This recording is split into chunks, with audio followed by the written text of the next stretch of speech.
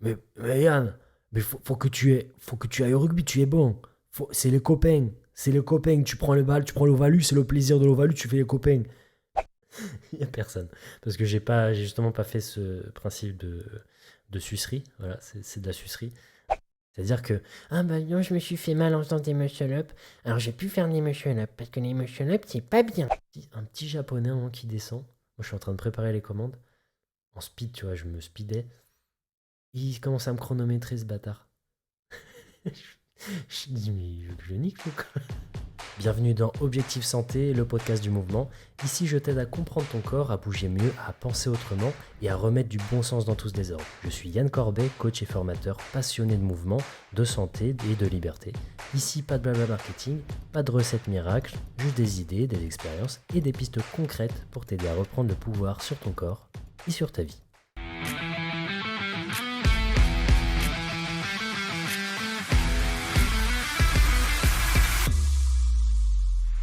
Bien le bonjour tout le monde, à chers auditeurs, chères auditrices. Aujourd'hui, on va parler de ce truc qui fait peur à tout le monde, mais qui est une vraie pépite pour progresser. L'inconfort. Je vais aussi te partager un outil qui va littéralement t'aider à reprendre le contrôle de ton temps et de ton énergie. Dans le carnet de bord, je te parle de mon passé scolaire pas si glorieux, pas si glorieux que ça, pardon, j'ai un peu fourché, et de comment j'ai retourné la situation. Et d'encore en conscience, je te raconte comment j'ai géré mon dernier torticolis post-muscle up. Oui, je me suis un peu fait mal au cou. Fuite, adaptation ou renforcement, tu vas voir ce que j'ai choisi. Et à la fin de cet épisode, je te lance un défi simple mais puissant pour la semaine. Allez, c'est parti.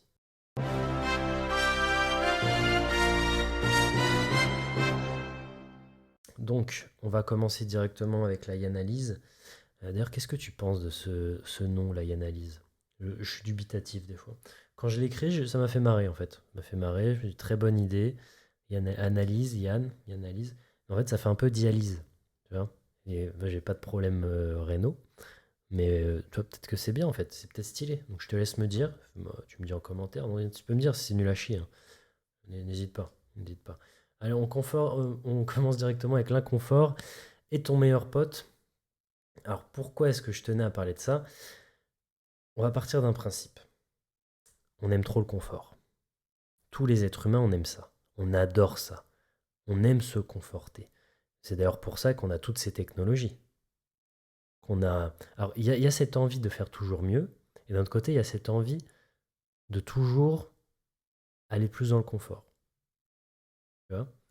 D'ailleurs, on pourrait se dire, est-ce que toutes ces technologies n'existent pas parce qu'en fait, on est feignant? Chaque invention a été créée par un feignant. Tu vois. C'est une théorie. On peut la démonter aussi facilement. Par exemple, la machine à laver, voilà, on avait marre de laver le linge. On a créé une machine pour laver le linge.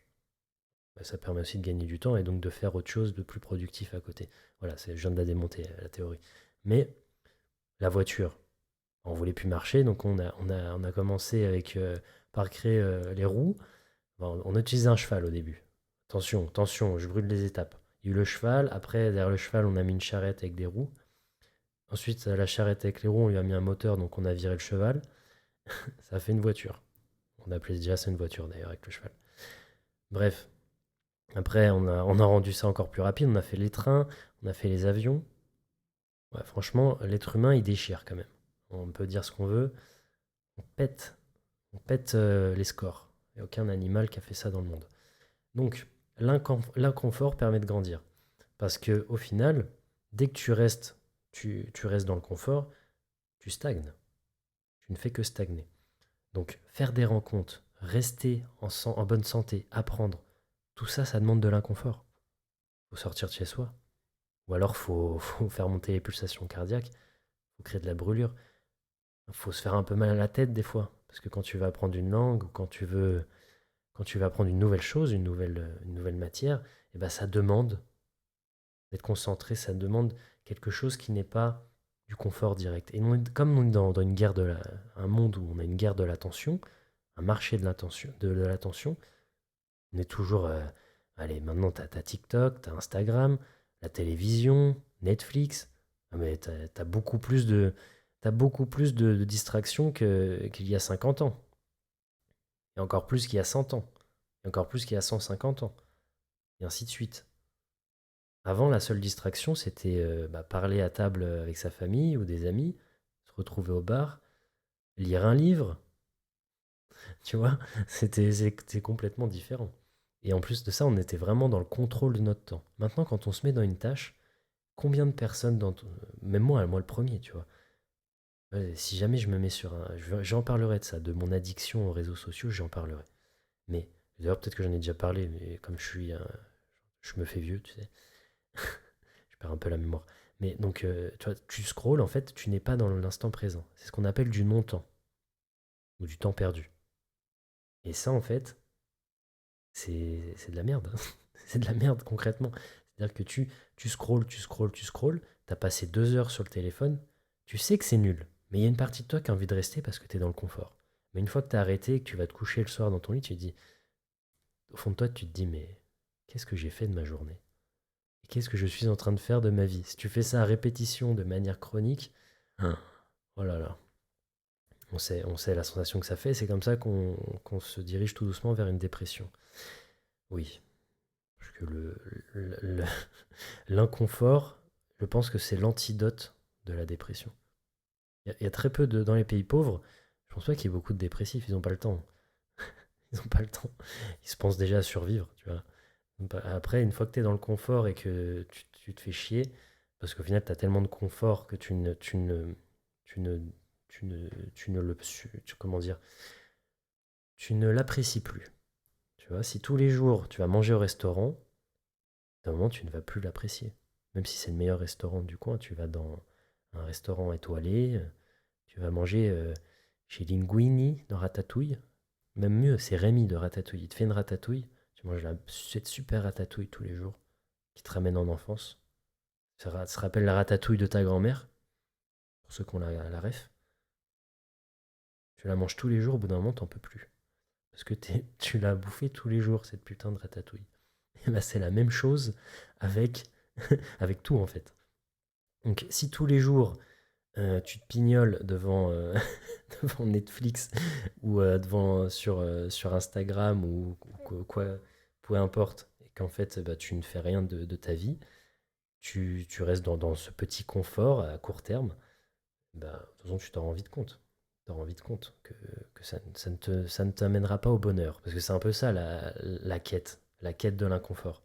L'inconfort est ton meilleur pote parce qu'il va te mener au bonheur progressif. Évidemment, il faut faire ça progressivement. Donc je vais te donner des exemples précis. Regarde, j'ai pris deux, trois notes. Premièrement, regarde. À ne pas faire. Je ne vais pas à la salle de sport car je ne sais pas m'entraîner. Premier, regarde. Je ne vais pas, je ne fais pas de théâtre, pardon, car je ne sais pas bien m'exprimer. Je ne vais pas postuler pour ce travail car je n'ai pas assez de compétences. Je suis mauvais dans cette langue, donc je ne vais pas m'inscrire à cet examen de langue en question. Alors ça, tu vois, c'est une mentalité de défaitiste. On va partir maintenant sur un autre principe. Regarde, on va partir sur. On va prendre les mêmes thèmes, hein, dans le même ordre. Je ne sais pas faire, je ne sais pas m'entraîner, donc je vais m'inscrire à la salle, me documenter sur le sujet, et pourquoi pas prendre un coach. J'ai un problème, parce que j'ai certainement un objectif de santé, ou même pourquoi pas prendre de la masse musculaire, ou améliorer ma santé cardiovasculaire, voilà, faire du cardio, mais j'y connais rien, et donc pour moi c'est un grand flou, et au lieu de me documenter, tu vois, une petite vidéo, au moins une petite vidéo YouTube, tu vois. Au moins un petit truc, tu vois. Et ben, au lieu de faire ça, je ne fais rien. Ça, c'est pas bon. Je suis timide, donc je vais faire du théâtre pour apprendre à m'exprimer. On parle de la même problématique. Deux personnes timides, t'en as un qui va pas y aller, ils ont le même niveau de timidité, le même taux de confiance en eux. T'en as un qui va y aller parce qu'il sait très bien que ça va être super inconfortable, mais au moins ça va le faire avancer, il va apprendre quelque chose. Et t'as l'autre qui va rester chez lui et qui va rester triste. Parce qu'il va rester asocial. J'aimerais avoir ce job, donc je vais travailler sur mes lacunes pour l'obtenir. Et moi, ça m'est déjà arrivé. Donc, par exemple, quand j'ai commencé ma carrière de coach, en tout début 2019, avant l'épidémie, là, avant cette merde, eh ben, j'avais déjà une bonne expérience, parce que avant même de coacher déjà, Avant même d'être diplômé coach, je coachais déjà. Bref, j'ai déjà raconté. Bon, je suis dans la salle de sport et là j'ai une dame qui me contacte. C'est une dame atteinte de la maladie de Lyme. Elle est en fauteuil roulant, elle n'a pas l'usage de ses jambes. Et moi, j'ai pas fait activité physique adaptée à ce moment-là. Alors, si je l'ai fait, mais en L2, en licence deuxième année. Et en fait, moi, je pars d'un principe très simple. Bah oui, je vais quand même t'entraîner. Attends, t'as le droit de t'entraîner en salle. Alors ça aussi, ça sera un autre sujet, mais pourquoi est-ce que dès que tu as un handicap, une réduction de ta mobilité, pourquoi est-ce que tu devrais forcément aller en clinique, à l'hôpital? Attends, ils ont le droit de vivre aussi, tu vois. Ils ont le droit aussi de s'entraîner en salle. Plus ça agencé, la salle est agencée. Non, non, faut absolument que ce soit un kiné, faut absolument que... Ouais, allez, casse-toi. Non mais, c'est bon. T'as le droit de t'entraîner, la personne, tu vas pas la tuer parce qu'elle est en fauteuil. Donc, s'il n'y a pas de pathologie grave et que tu sais que tu peux t'en occuper et qu'elle n'est pas, elle est pas sous un traitement médical pour son trouble, pour un trouble musculo-squelettique spécifique, tu es en droit en tant que coach sportif de l'entraîner. Donc, bref, j'ouvre des tiroirs, moi, ma spécialité. Donc, j'aimerais avoir ce niveau de langue, donc je vais m'inscrire à cet examen pour avoir une deadline. C'est important ça. C'est ce que j'ai fait. J'avais pas le niveau, je me suis inscrit à un examen, je me suis dit, je m'en fous. Justement, ça me motivait à l'avoir. Et c'est ça, c'est marrant. Faut prendre la vie un peu comme un jeu. Sinon, on se fait chier. Qu'est-ce que tu vas faire si tout est sûr, si tout est précis dans ce que tu vas faire dans ta vie, mais tu t'emmerdes au bout d'un moment. Faut un petit peu de challenge, tu vois. Alors, faut pas faire des trucs irréalisables. Ça, pareil, ça c'est la technique SWAT. Quand tu veux atteindre des objectifs SWAT. Tiens, je vais me le noter. Faudrait que je le développe ça. Parce que c'est pas le sujet du jour. SWAT. Tac. Je me souviens, je l'avais mis en place une fois, mais ça fait longtemps. Et c'est intéressant quand justement tu as du mal à passer à l'action, de te structurer, ou justement que tu passes un peu trop à l'action tête baissée, mais au final ça ne résout à rien parce qu'au bout d'un moment t'es pas structuré. Ça permet de bien se structurer. Enfin voilà. Ça c'était mon petit truc sur l'inconfort. Important, important de sortir du confort. Donc là je reprends, il va pas être très long ce podcast hein, parce que là je suis, on est vendredi soir. Demain je me barre à Gibraltar. Ouais, je vais caresser des macaques, leur donner des cacahuètes. Ceux qui connaissent pas Gibraltar, c'est une petite, une annexe, je crois que ça s'appelle, on dit comme ça. En gros, c'est un territoire britannique en Espagne. Vraiment, c'est quasiment l'un des plus au sud de l'Espagne. C'est pas le plus au sud, mais c'est vraiment, t'es en Andalousie et c'est comme les Gaulois. Astérix et les Gaulois, bah là, c'est Billy, non, comment il s'appelle? Smith, Monsieur Smith et les Espagnols. Donc c'est vraiment ils ont annexé cette partie. Bon, ça date de plusieurs siècles hein, déjà. Et donc c'est une indépendance. Ils ne dépendent pas de l'Espagne. Voilà.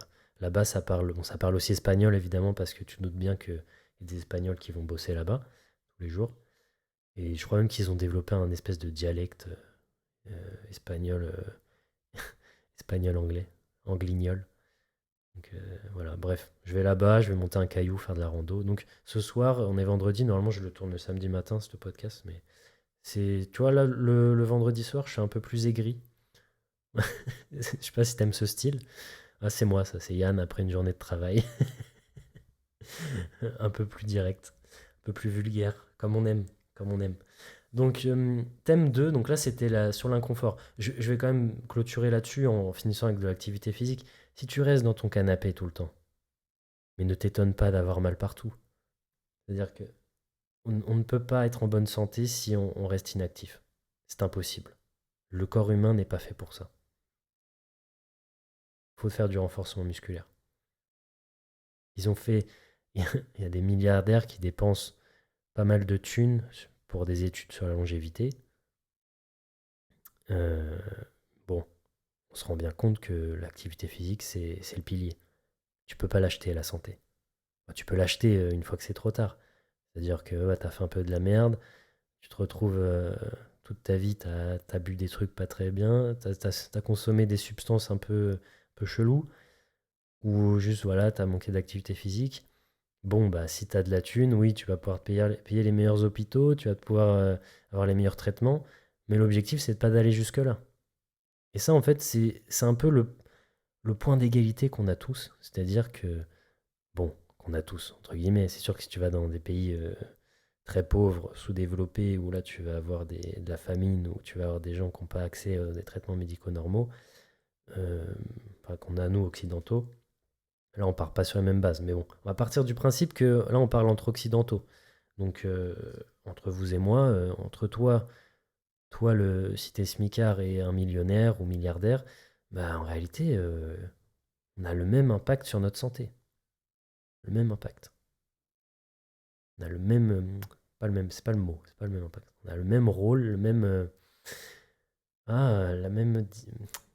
Le même choix. On a les mêmes choix. On a les mêmes choix, on peut avoir le même. Si, c'est ça. On peut avoir le même impact sur sa santé en faisant les bons choix.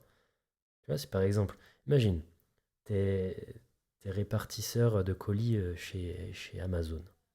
Ok, voilà, on sait que tu gagnes pas des mille et des cents, en tout cas pas des millions, mais tu peux quand même prendre soin de ta santé, parce que en plus de ça, tu bouges toute la journée. Ok. Là, il y a un mec là sur Instagram qui fait ça, lui. Il travaille dans une usine et le mec, il est grave stock. Il fait ça depuis qu'il a 20 ans. Et là, il a presque 40 balais. C'est un chauve, là, je suis sûr que tu l'as déjà eu. Et bah lui, respect, tu vois. Ok, ok, niveau business, c'est pas son truc. Mais en tout cas, le gars, il a pas lâché. Il est à fond dedans, tu vois. Il est déter. C'est ça, en fait, qu'on veut. Se mettre dans l'inconfort. Donc lui, il s'est pas mis dans l'inconfort niveau business. Mais il s'est mis dans l'inconfort pour sa santé. Bon, après, t'es pas obligé de pousser aussi loin pour être bon pour ta santé, hein. Déjà, si tu t'entraînes 2-3 fois par semaine, tu prends le temps d'aller marcher par contre tous les jours. Quand je dis t'entraîner 2-3 fois par semaine, c'est des entraînements avec de l'intensité. En termes intrinsèques, ça veut dire en respectant ton propre niveau. Voilà. Si tu fais déjà ça 2-3 fois par semaine, pour ta santé, t'es bien. Déjà 2 fois. 2 séances d'entraînement intenses par semaine, avec où tu soulèves des charges, où tu soulèves même ton poids de corps. Au début, ça suffit, hein. Mais voilà, des choses, tu vas chercher de l'intensité, c'est-à-dire qu'au bout d'une minute sous tension, bah, t'es cramé, faut que tu prennes du repos. Mais voilà, c'est ça. C'est ça qu'on veut. C'est mettre un petit peu d'inconfort. Et avec ça, tu vas pouvoir devenir une personne qui va avoir sur le long terme de la longévité. Longévité, longévité. Et pareil, ne pas s'enfermer dans les plaisirs trop court terme. Alors oui, de temps en temps, on a la famille. Hop, ça peut arriver de se murger un peu dans l'année, chose qui n'est absolument pas indispensable. Et moi, j'évite le plus possible de me mettre des caisses. Quand je dis ça, je parle d'alcool. C'est-à-dire que ça m'arrive très très peu, et j'espère que j'arrêterai en fait. J'espère pouvoir être heureux sans ça en fait. Sinon, c'est très triste.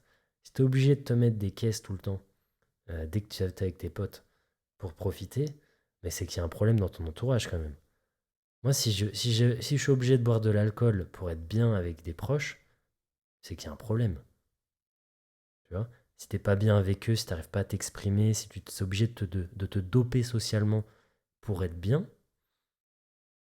bah c'est pas bon.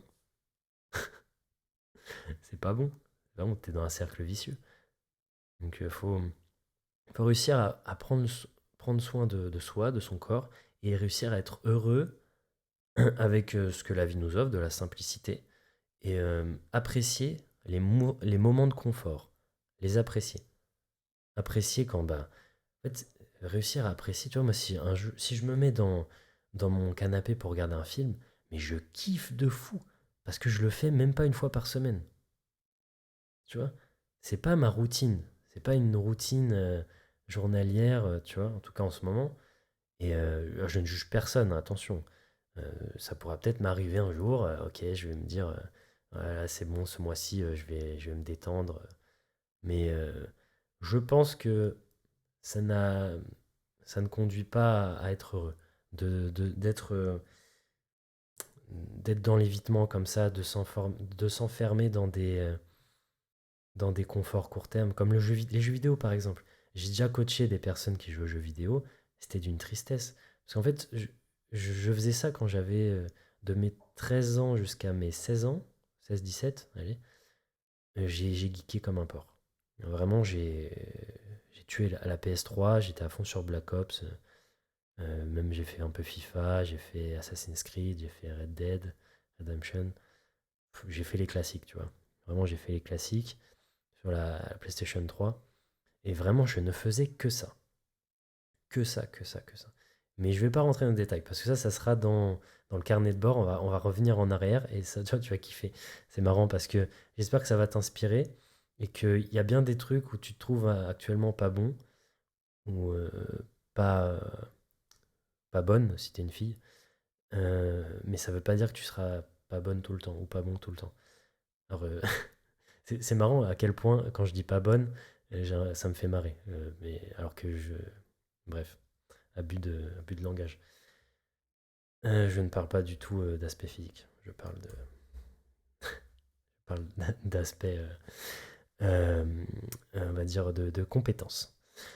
La motricité, la matrice. Waouh, waouh, je lis des mots qui n'existent pas. Donc, thème 2, la matrice d'Eisenhower. Oui, là, on part sur du concret. Je suis en train de consulter un livre. Je ne vais pas dire lire parce que je l'écoute, ce livre. C'est de Fabien Olicard. Euh, alors, c'est un livre sur le temps. Comment il s'appelle déjà, ce livre? Votre temps est infini. Voilà, votre temps est infini. Donc, il parle d'une matrice dedans dans ce livre. Je la connaissais déjà, cette matrice, je l'avais déjà utilisée. Mais c'est vrai que la réentendre dans le livre, ça m'a déterre. Je me suis dit, c'est vrai que c'est de la balle.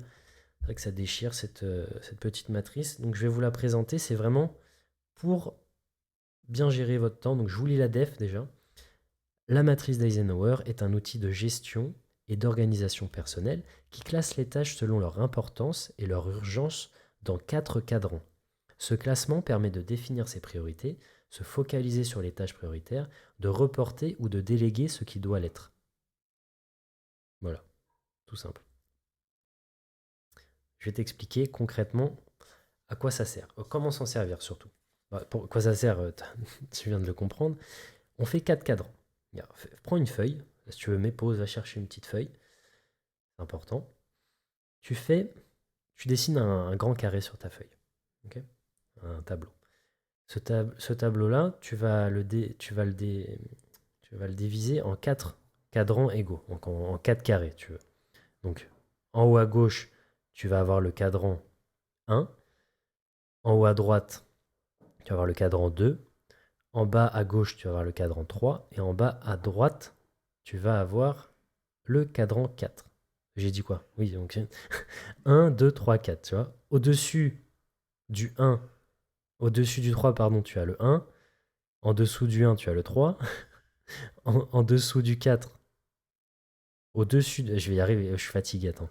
Au-dessus du 4, tu as le 2. En dessous du 2, tu as le 4. On est d'accord? C'est bon? Ok. Donc ça va te faire des lignes et des colonnes. Ok, bon, c'est pas difficile, tu n'as que 4 cases en tout. Dans la colonne, donc colonne, ça veut dire que c'est vertical. Ok, colonne, tu notes au-dessus de la colonne 1 et 3, de la case 1 et 3, tu notes urgent. Ok, au-dessus de la colonne 2 et 4, tu notes pas urgent. Si tu as Internet, regarde sur Internet. Sinon, je vais te perdre. J'ai l'impression que j'explique mal. Peut-être que tu comprends bien. Euh, en- Après, tu as des lignes. Donc, tu as la ligne de la case 1 et 2. Donc là, tu vas noter important. À gauche ou à droite, tu veux, comme tu veux, de la ligne 1 et 2. 1 et 2. Ensuite, tu as la ligne 3 et 4. Et là, tu vas noter pas important. À gauche de la ligne des cases 3 et 4. Tu notes pas important. Voilà, donc ça te fait une colonne où c'est écrit urgent, une colonne où c'est écrit pas urgent, une ligne où c'est écrit important et une ligne où c'est écrit pas important. On est bon? On est bon là-dessus? Yes. Et en fait, ça va te permettre de t'organiser dans ta vie. C'est magique. C'est magique parce que je ne sais pas si tu es comme moi, mais moi je note toujours des trucs à faire dans ma journée. Donc ça c'est une to-do list. Et cette fameuse to-do list, je me note des objectifs pour la journée et à chaque fois, ou même on va dire sur le mois, enfin j'ai des objectifs, Et à chaque fois, je suis frustré parce que j'ai l'impression que je perds mon temps et que je ne suis pas maître de mon temps. Voilà. J'ai quand même quelques ambitions. J'ai pas envie de passer ma vie devant l'ordinateur. J'ai pas non plus envie de passer ma vie en dehors de l'ordinateur, à ne rien faire, à ne pas travailler. Je n'ai pas envie de passer ma vie sur les réseaux sociaux. Je n'ai pas envie de passer ma vie à m'entraîner. En fait, j'ai envie de faire de tout. J'ai envie de faire de tout. J'ai envie que ça soit bien organisé. Et c'est exactement le but de, de cette matrice. Matrice d'Eisenhower. Donc, je vais maintenant te donner un exemple. Ça va maintenant nous donner une case qui s'appelle la case 1 qui est la case urgent et important. On a la case 2 qui est la case pas urgent mais important. On a la case 3 qui est en dessous de la case 1 qui est donc sur la colonne urgent, donc c'est la case 3 elle est urgente mais pas importante. Et on a la case 4 qui est pas urgent et pas important. Ok? Et c'est très important parce que ça te permet, quand tu vas le faire, alors je vais spoiler, mais ça va être un peu le défi. Ça va être le défi. Ouais, non, je vais pas spoiler. Je vais pas spoiler. Tu verras à la fin du podcast. Écoute bien la fin du podcast. D'ailleurs, en parlant du podcast, merci à tous ceux qui m'envoient des messages. Merci à ceux qui partagent en story. Je vous aime. Merci beaucoup. Ça me motive, ça me motive. Parce que je vous ai déjà dit, moi, je ne fais pas ce podcast-là. Je me dis pas que je vais faire des millions de vues, ni même des milliers. Après, je le fais parce que j'aime bien. J'aime bien le faire. Ça me permet de structurer mes pensées. Ça me permet, pourquoi pas, de vous aider à ceux qui acceptent d'écouter et ceux qui y voient de l'intérêt, qui voient de la valeur ajoutée. J'espère que vous en voyez. Mais en tout cas, ceux qui partagent, ceux qui m'envoient des petits messages, n'hésitez pas aussi à mettre un petit commentaire. Petit commentaire en bas, ce que vous avez pensé du podcast. Voilà, si vous l'écoutez sur Spotify ou Apple Podcast, vous pouvez l'évaluer, mettre une note. Et franchement, ça m'aiderait énormément. Il suffirait qu'il y en ait un là qui mette un petit commentaire. Vous vous rendez pas compte, ça peut apparaître du coup dans le fil d'actualité, enfin dans les suggestions d'une autre personne qui a les mêmes goûts que vous. En fait, ça fonctionne comme ça l'algorithme. Ça fonctionne comme ça. Donc quelqu'un qui met, si vous mettez un petit commentaire, ou vous écoutez déjà en entier, c'est déjà super. Vous l'enregistrez, enfin bref, vous mettez une évaluation sur le podcast. Et naturellement, il va être de plus en plus suggéré aux autres personnes. Et ça va aider encore plus d'autres personnes. Donc franchement, si vous le faites, si vous kiffez, bah moi je vous en remercie profondément. Si jamais vous partagez en story, n'hésitez pas à m'envoyer un petit message parce que j'ai pas, enfin j'ai très peu Insta. Là, je l'ai téléchargé exceptionnellement parce que j'ai mis une story, mais que je pouvais pas le faire sur Meta, celle-là. Mais sinon, j'ai pas Insta en fait, j'ai pas les réseaux. Donc envoyez-moi plutôt un message. Même sur Insta, je le verrai parce que sur Meta, on peut voir les messages. Mais je ne pourrais pas voir qui partage les stories. Donc envoyez-moi un petit message pour me dire quand vous partagez, que je puisse vous remercier au moins. Bref, donc je disais, la matrice d'Eisenhower, j'ai fait un exemple. Donc dans la case urgent et important, moi par exemple, de mon côté, j'ai noté les coachings. Je parle vraiment du jour le jour. Alors que je suis sur une journée, là, je m'imagine en fait dans ma journée, bah évidemment quand j'ai un coaching, c'est important, il faut que j'ai des responsabilités. Donc quand je coach un client, il faut que je le coach, c'est important et c'est urgent. Parce que c'est aujourd'hui, aujourd'hui ou jamais. Sinon il rate sa séance. Euh, Par exemple, j'avais noté faire le programme de César, parce qu'il fallait que je change son programme. Tu vois, faire le programme, donc c'était urgent et c'est important, sinon il n'aura pas de programme. Bah, toi, tu vas pouvoir mettre tes trucs. Mais je le retravaillerai, on retravaillera là-dessus la semaine prochaine. Pas urgent et important. Donc là, c'est la case 2. Pas urgent et pas important. Et en fait, là, on se retrouve. Pardon, j'ai dit pas urgent, pas important, mais la case 2, c'est pas urgent et important. C'est important, mais c'est pas urgent. Et c'est cette fameuse case 2 où on se retrouve avec des trucs. Je vais t'expliquer. Quand tu étais à l'école, ou même si tu es encore en études aujourd'hui, tu as forcément des moments où tu as des examens ou des dossiers à rendre. Et combien sommes-nous faut que j'arrive à parler quand même un petit peu, à nous, combien sommes-nous à nous en être, j'arrive pas à le dire, je n'arrive pas à dire cette phrase. Attends, faut que j'utilise ça GPT. Est-ce que tu peux m'aider à parler, s'il te plaît? Putain. Donc combien sommes-nous à nous... Putain, je vais pas y arriver. Combien est-ce qu'on est ici à s'y prendre au dernier moment? C'est ça que je voulais dire. Voilà. Putain, je n'arrive plus. La conjugaison française est devenue trop compliquée pour moi. Voilà, faut que je vais prendre un prof de français. Je vais retourner à l'école justement. Donc, quand on avait un examen, on s'y prend au dernier moment. Et pour quelle raison? Parce qu'en fait, on le sait inconsciemment que ce n'est pas urgent, même si c'est important. Jusqu'au moment où ça devient urgent, du jour au lendemain. Donc, tu vois, alors que tu le savais depuis 3 mois que tu devais faire ça, que tu devais réviser ou que tu devais préparer ton dossier. Mais non, c'était dans cette case, cette putain de case, pas urgent et important. Et donc, c'est pour ça aussi que c'est très important. Quand tu mets quelque chose dans cette case pas important, euh, oh, Yann, concentre-toi. Important et pas urgent, donc la case 2. Quand tu mets quelque chose dans cette case, il faut que tu te mettes une deadline antérieure à la vraie deadline. Deadline, ça veut dire la date limite. Excusez-moi mon anglicisme. Oui, je parle un petit peu anglais. Oui. Donc, la comptabilité, par exemple, pour moi, pardon, je vais éviter de vomir sur le micro. Donc, la comptabilité, pour moi, c'est quelque chose d'important. C'est important, sinon je vais avoir le fisc. Sinon, je vais avoir un huissier qui va venir chez moi, éventuellement. Donc, pour moi, ce n'est pas urgent parce qu'en réalité, je pourrais même la faire qu'une fois par an, même si ça serait très casse-couille. Parce que du coup, je vais devoir retrouver pour faire mes affectations de dépenses et de recettes. Donc, tu vois, je sais pas si tu connais un peu comment ça fonctionne, mais il faut que tu justifies chaque dépense, chaque recette quand tu fais de la comptabilité.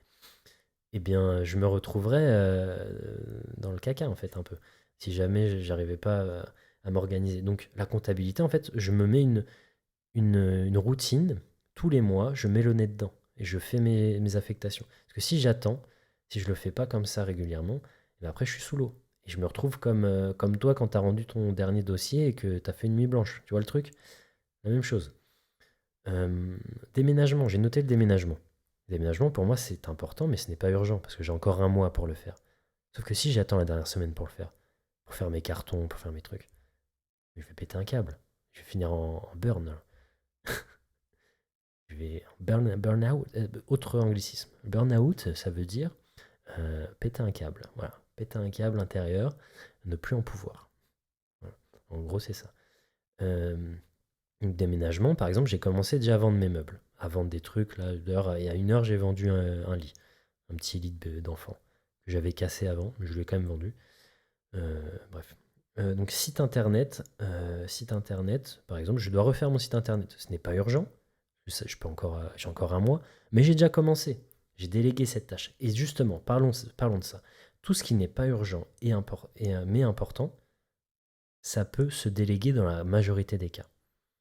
Tu vois, la comptabilité, je pourrais très bien le déléguer. Bon, j'ai un super logiciel automatisé de gestion, merci à la technologie, donc je n'ai pas besoin de le déléguer. Mais je pourrais. Le déménagement, je pourrais le déléguer. Je pourrais payer quelqu'un. Bon, ça ne vaut pas le coup, parce que je n'ai pas envie de payer 3000 balles pour que quelqu'un prenne mes meubles, me fasse les cartons. Je peux le faire moi-même. Mais si j'étais. Si mon taux horaire, si je gagnais 200 balles de l'heure, bah, certainement que je prendrais quelqu'un, tu vois. Mais bon. Le site internet, pareil, je l'ai délégué parce que c'est important, mais je le délègue à quelqu'un de confiance. C'est pas urgent. Mais je lui dis, bon, j'aimerais bien que ce soit prêt pour ce moment-là, cette date. Voilà. D'ailleurs, il sera certainement prêt dans une semaine. Je vous le partagerai. Pourrez augmenter le référencement en allant le visiter, en mettant des petits cœurs. Euh, lire un livre. Alors, lire un livre, ça, c'est aussi un exemple typique. En fait, c'est la case que vous allez le plus remplir. La case pas la case, pardon. Yann, je vais te mettre une gifle. Yann, je vais te gifler. Tu redis encore pas important pour la case important. Je vais te. Un sopapo. On dit un sopapo en espagnol. Je vais te sopapoter. Donc, important. Important, la case 2. La case 2, lire un livre. C'est important de lire, de se former. Sinon, tu stagnes aussi. On repart de l'inconfort. Mais tu vois, moi, par exemple, je fais du contenu sur Internet. Je fais du contenu pour mes clients aussi, juste pour vivre, parce qu'en fait, je suis obligé de me mettre à la page. Si je ne lis pas, si je ne lis jamais, que ce soit un livre ou même des articles ou même consommer du contenu, et bien en fait je stagne. Et donc ça reste quelque chose d'important. Mais ce n'est pas urgent. Parce que dans l'immédiat, je n'en dépends pas. Ma vie n'en dépend pas. Enfin, en tout cas, mon avenir financier, tout ça n'en dépend pas directement. Mais c'est important. Et donc, on est beaucoup ici à ne pas lire. On ne lit plus. On ne lit plus beaucoup dans ce monde. Alors on n'est pas inalphabète, hein. Bon, ça va commencer à venir avec l'avènement de TikTok, là. On va en avoir des analphabètes, t'inquiète pas, ça va venir. Ça va venir, ça commence à arriver. Voilà, donc c'est très important. Faut se mettre Dès que tu mets quelque chose dans la rubrique, enfin, dans ta petite case important, pas urgent, bah tu te dis, bah ouais, c'est important, c'est pas urgent, mais il faut quand même que je m'en occupe et que je me le cale. Ok. Maintenant, on va passer aux cases du dessous. La case 3, donc qui est la case pas important, j'ai le droit de le dire maintenant. Oui, tu as le droit de le dire maintenant, Yann, tu peux le dire. Pas important, mais urgent. Et ça, c'est les petits trucs que justement on fait trop. On fait trop, on les fait trop. C'est les petits trucs un peu casse-couilles. Donc par exemple, je vais te dire répondre. Moi, j'ai mis répondre aux messages. Répondre aux messages, c'est clairement un truc qui est surcoté. Alors, ça fait plusieurs mois, je dirais même années, que depuis que j'ai un iPhone, en fait, je me mets en notification ne pas déranger. Enfin, j'enlève les notifications. Et j'ai jamais eu de problème, en fait. Peut-être que j'ai raté quelques appels, mais tu le rappelles après, ça se passe très bien. Il y en a, ils vont me dire, oui, mais si ma maman m'appelle et qu'elle a un problème, ou si ma copine elle m'appelle et qu'elle s'est coincé le petit orteil dans la porte, ouais, comment je vais faire? Mais en fait, ça, tu peux le régler. Tu peux le pré-régler. Tu peux mettre ne pas déranger, mais cette personne a le droit de me contacter. Ou cette personne a le droit de me contacter. Donc ça, si t'es comme ça, que tu as des personnes, ou le travail. Tu vois, tu peux te dire, bah, personne ne me fait chier, sauf mon patron. Voilà. Donc moi, je suis concentré sur ce que je fais. Et il n'y a pas Jérôme de la compta qui m'envoie des mails toutes les 2 secondes, il me saoule. Tu vois, non, c'est vraiment, tu peux te concentrer. Moi, c'est ça en fait. Et cette case urgent, pas important. Donc j'ai mis par exemple répondre aux messages, mais ça te bouffe du temps et ça te déconcentre toute la journée. Tu vois, répondre aux DM, pareil. En fait, ce qu'il faut faire quand c'est urgent, c'est vrai que c'est urgent, il faut y répondre, mais ça peut attendre dans la journée. Tu te mets un moment dans la journée, tu te mets 30 minutes, peut-être 2 blocs de 30 minutes où tu vas répondre à tout le monde. Moi, par exemple, j'ai des clients en ligne. Des clients en ligne, je me mets des moments dans la journée où je leur envoie à tous des messages. Je me dis, à 30 minutes, là, j'ai 30 minutes, allez, j'envoie un message à tout le monde, un par un évidemment, et personnalisé, parce qu'il y a un contexte. Donc, tiens, toi, tu as fait ta vidéo, tu m'as pas fait ta vidéo d'entraînement là aujourd'hui sur cet exercice. Ah, ça se passe comment toi aujourd'hui sur tes. Tu vois, c'est professionnel, il faut le noter. Et ça, il faut que ça soit récurrent. C'est important, parce que sinon, il n'y a pas de suivi. Donc, voilà. Un autre truc, alors celui-là, je l'ai mis. Je l'ai mis, alors j'aurais pas dû le mettre là. Je l'ai mis dans urgent, pas important. Regardez mes stats. Parce que je suis un immense teubé là-dessus. Non, comme je t'ai dit, il a bien fonctionné, un des derniers réels. Et j'étais comme un gogol dans mes stats. Tous les jours, je l'ai fait au moins 4-5 fois par jour, si ce n'est plus. Je regardais mes statistiques pour voir le nombre de vues et voir la courbe, voir s'il y avait des nouveaux commentaires, voir si les gens aimaient bien. Et je me dis, mais pourquoi tu fais ça? Ça sert à rien. Dans tous les cas, les vues, ils vont avancer tout seuls. Le commentaire, qu'est-ce que tu veux voir un commentaire? Tu regardes une fois par semaine, mais ça suffit. Ça suffit. Et moi, en fait, j'étais là en mode c'est urgent. Urgent, faut que je regarde. Mais non, c'est pas urgent. Et ok, c'est important de regarder les stats pour voir un peu, se faire un petit feedback. Mais du coup, c'est important, mais pas urgent. Et moi, je mettais ça. Ouais, tu perdais du temps à regarder ça. Tu regardes. En fait, c'est comme je n'ai plus Instagram, je ne peux plus, je ne peux plus avoir ces objectifs, ces plaisirs, ces petits shots de dopamine. Je me fais des shots de dopamine en regardant mes stats. je, je me dégoûte. Je me dégoûte, regardez ça. Et ouais, en fait, ah oui, un truc qui me dégoûte aussi. Ah, hier, moment de faiblesse, je rentre chez moi, je suis fatigué. Je m'assois sur mon banc de muscu, tu sais, chez moi. Et j'ouvre le tel, je dis, tiens, je vais me faire un podcast. Tu sais, quand t'arrives chez toi, t'as les yeux fatigués, t'es mort, j'avais pris le soleil. C'est comme une journée à... Je sais pas si t'as déjà fait une journée à Disney, là, tu rentres, t'es déshydraté, t'as mal à la tête, t'as mal aux jambes. J'étais comme as. Et, euh, et j'ouvre le tel et je commence à scroller sur LinkedIn. Je me suis dit, mais immonde, t'es immonde. Qui scrolle sur LinkedIn? Putain. Plus LinkedIn, c'est vraiment une application d'hypocrite, quoi. Ils sont tous là en commentaire. Ah, j'adore ton post. Tu sais, en plus, c'est vraiment le seul endroit où tu vois les gens faire des commentaires rédigés avec ChatGPT. C'est grillé, vous êtes grillés, les mecs. Vous êtes grillés. En fait, c'est un fonctionnement très hypocrite, LinkedIn. C'est-à-dire que euh, pour, euh, pour monter en référencement, pour monter pour monter dans les rankings, dans le classement, on va dire, pour que tu apparaisses dans l'algorithme des gens, faut que tu commentes, faut que tu sois très actif. Mais pas seulement en mettant des vidéos, trucs comme ça. Non, non. Faut que tu ailles te créer des relations, faut que tu commentes, faut que tu dises ton avis sur les trucs. Et du coup, les gens, même s'ils s'en battent les steaks, et ben s'ils voient que toi, t'es bien, t'as plein de réactions, et ben ils vont direct venir commenter. Tu vois. Sauf que tu regardes les commentaires, mais c'est. Il y a plein de trucs. Enfin, et pareil, il y a que des requins sur LinkedIn. Moi, franchement, je suis pas actif dessus. Mais toutes les semaines, je reçois des mecs qui veulent me proposent du coaching. Ils disent oui, ton business, machin, machin. Tu pourras avoir plus de clients. Je dis, ah, allez, arrêtez de faire ça. En fait, vous n'avez plus le principe de rareté. C'est-à-dire que vous le faites tellement tous que ça me dégoûte. J'ai plus envie de vous répondre. Il y a encore quelques années, ça marchait. Mais là, maintenant, c'est mort. Arrêtez de faire ça sur LinkedIn. Arrêtez de contacter les gens par ADM et tout. Enfin, en tout cas, avec moi, ça marche pas. Par contre, ce qui marche, et là, on va revenir sur l'inconfort. C'est-à-dire que oui, c'est inconfortable, mais maintenant, tout est digitalisé. Mais regarde, maintenant, tu veux draguer, tu veux, tu fais ce que tu veux. Tu vas sur Tinder, tu vas sur des applis, je ne sais quoi, je ne connais pas trop. Donc, tu vas sur des applis comme ça, là. Forcément, tu vas avoir tu vas avoir de la quantité, certainement. Tu vas avoir plein de gens. Tu vas avoir plein de gens. Mais il y a tellement de monde, l'offre et la demande est très mal répartie. Surtout si t'es un mec. Ouais, surtout si t'es un mec.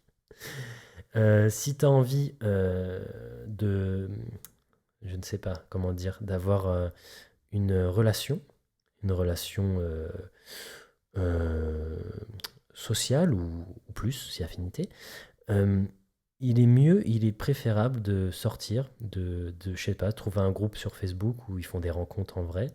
Pourquoi pas, si t'es un peu un warrior, directement aller parler à des gens dans la rue. C'est très inconfortable. C'est inconfort level 10 sur 10. Mais t'as beaucoup plus de chances que ça fonctionne. Oui, beaucoup plus de chances. Et voilà, c'est tout. C'est tout. Ça fonctionnera beaucoup plus parce que euh, tu vas sur. Je vais te donner l'exemple. Moi, je le relance, je leur réponds pas. C'est-à-dire que soit j'ouvre pas le message sur LinkedIn, soit. En fait, j'ai l'impression, c'est ça. J'ai l'impression d'être une meuf sur Tinder. Sur LinkedIn, je suis une meuf de Tinder. Mais je suis sur LinkedIn. Voilà, je me fais harceler. Et pourtant, pourtant, je n'ai pas trop de visibilité. Vraiment. Parce que quand je fais un post sur LinkedIn, j'ai 2 j'aime. Il n'y a personne. Parce que j'ai justement pas fait ce principe de sucerie. Voilà, c'est de la sucerie. D'aller sucer sur les autres posts. J'ai pas le temps en fait. J'ai un travail. Et voilà.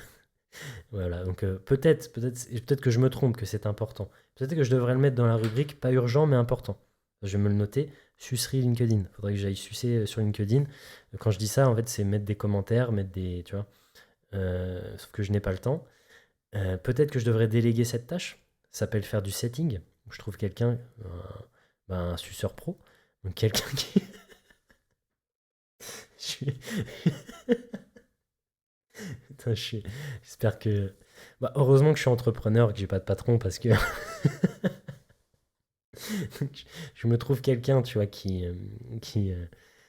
fait du setting, donc en gros qui va commenter pour moi, qui va parler aux gens et tout. Ça se fait, hein. Je vous jure que ça se fait. J'ai jamais fait, je sais que ça se fait. J'en ai déjà entendu parler. Tu payes quelqu'un une certaine somme par mois, voilà. Et sa prestation, c'est que lui, il va bloquer du temps chaque mois, chaque semaine, pour aller parler aux gens à ta place. Voilà, sur les réseaux, ou pour commenter, enfin voilà, pour créer du lien. Parce que c'est un vrai travail. Et en fait, on se retrouve un peu comme des couteaux suisses quand on est entrepreneur. C'est-à-dire qu'il faut faire un peu de tout, notamment aujourd'hui, tu vois. Et c'est un peu le point fort. Un bon entrepreneur, c'est quelqu'un de polyvalent. Sauf que la polyvalence, tu te retrouves toujours limité par le temps, en fait. Donc, c'est ça, en fait, ce que je suis en train de t'expliquer, c'est que la matrice waouh, attends, wow. Eisenhower, j'ai dit Eisenhower, cette matrice-là, elle est super utile pour vraiment déjà faire le point sur toutes tes tâches que tu as au quotidien et ce qui te bouffe la vie. Et quand j'ai noté ça, que j'ai mis les DM, je dis oui, c'est vrai. C'est vrai que c'est pas important et que c'est urgent, mais il faut pas quand même que je me laisse bouffer par ça. Enfin, voilà. Également, donc maintenant il me reste le dernier cadran, donc le cadran 4, c'est le cadran pas important, pas urgent. Et carrément, je vais te noter, tu vas être d'accord avec moi, regarde. Pas urgent, pas important. Scroller sur les réseaux. Scroller sur les réseaux, consulter mes stats. Oui, finalement, je l'avais déplacé aussi. Donc, j'avais en double. C'est pas important, c'est pas urgent. Donc, allez, consulter les stats, je vais le redéplacer. Je le mets, hop, je le mets en important, mais pas urgent. Parce qu'il faut quand même le faire. Mais alors, scroller sur les réseaux, on a un parallèle dans la vraie vie de scrollage sur les réseaux, c'est les suceurs de temps. J'aime beaucoup ce verbe aujourd'hui. Ou cet adjectif. Je l'ai utilisé comme un adjectif. Euh, je suis pas très bon en grammaire. Donc, scroller sur les réseaux et on a aussi parler à quelqu'un avec qui on n'a pas envie de parler. C'est-à-dire que c'est pour ça, hein, d'ailleurs, quand tu as des gens que tu croises dans la rue, ils font semblant de pas te voir. C'est parce qu'ils n'ont pas envie de perdre leur temps. Ils ont peur. Ils ont pas envie de juste de te dire bonjour. Ils ont peur que ça parte en conversation et que ça soit du temps pas urgent et pas important gaspillé. Voilà, c'est ça. Moi, je dis les choses. Donc, scroller sur les réseaux ou parler avec quelqu'un à la salle. Quand tu vas à la salle, tu as un mec qui te tient la jambe. Alors, moi, j'en ai comme ça. À chaque fois que je vais en salle, j'ai des mecs comme ça. En plus, comme je suis très sympa, je ne les envoie pas chier. Et en plus, des fois, j'arrive à me dire, à m'auto-convaincre, me dire, mais cette conversation est très intéressante. Sauf que j'ai quand même perdu 45 minutes de ma journée que j'aurais pu passer avec quelqu'un que j'aime ou avec ma famille. Enfin, bref. Tu vois, en fait, c'est dommage. Dommage. Alors, si tu as une action, par exemple, à la salle, moi, si je suis coach, donc oui, moi, ça peut avoir une action professionnelle. Donc, ça peut être classé limite dans le urgent et important. Moi, limite, ça pourrait être classé là-dedans parce que ça reste de la prospection indirecte. C'est-à-dire que je parle à quelqu'un, bon, je peux même rigoler un peu avec, même si ça mène à pas à grand-chose. Mais j'ai toujours, moi, ce petit côté où je me dis, putain, je suis en train de rien foutre. Je suis en train de rien faire, je ne crée pas de contenu, je ne crée pas de valeur ni à personne. Je suis juste en train de parler avec un mec et cette conversation va disparaître et en fait, je perds mon temps. Ouais, je pense beaucoup comme ça ça m'arrive pas mal. C'est pour ça que le coaching en salle, c'est bien, mais c'est un sacrifice au début. Il faut être très présent et pour se faire un réseau, même si tu kiffes, moi j'aime bien parler aux gens, hein, je vais pas non plus faire la sociale, mais faut quand même partir du principe que si tu es coach en salle, euh, faut aimer ça. Faut aimer parler avec les gens. Moi, j'aime le contact, donc je ferai pas ça. Mais ouais, si déjà, ça peut arriver. Il y a peut-être un coach qui m'écoute. Si t'aimes pas parler aux gens, ne viens pas en salle. Voilà. Ou alors accepte va falloir que tu changes. Il faut que tu changes, que tu t'intéresses aux gens. Voilà, bref. Donc c'est tout pour aujourd'hui sur la analyse, la dialyse. Je vais la renommer, je vais appeler ça la dialyse. Sortez la perfusion, c'est parti. Ensuite, on va avoir la rubrique carnet de bord.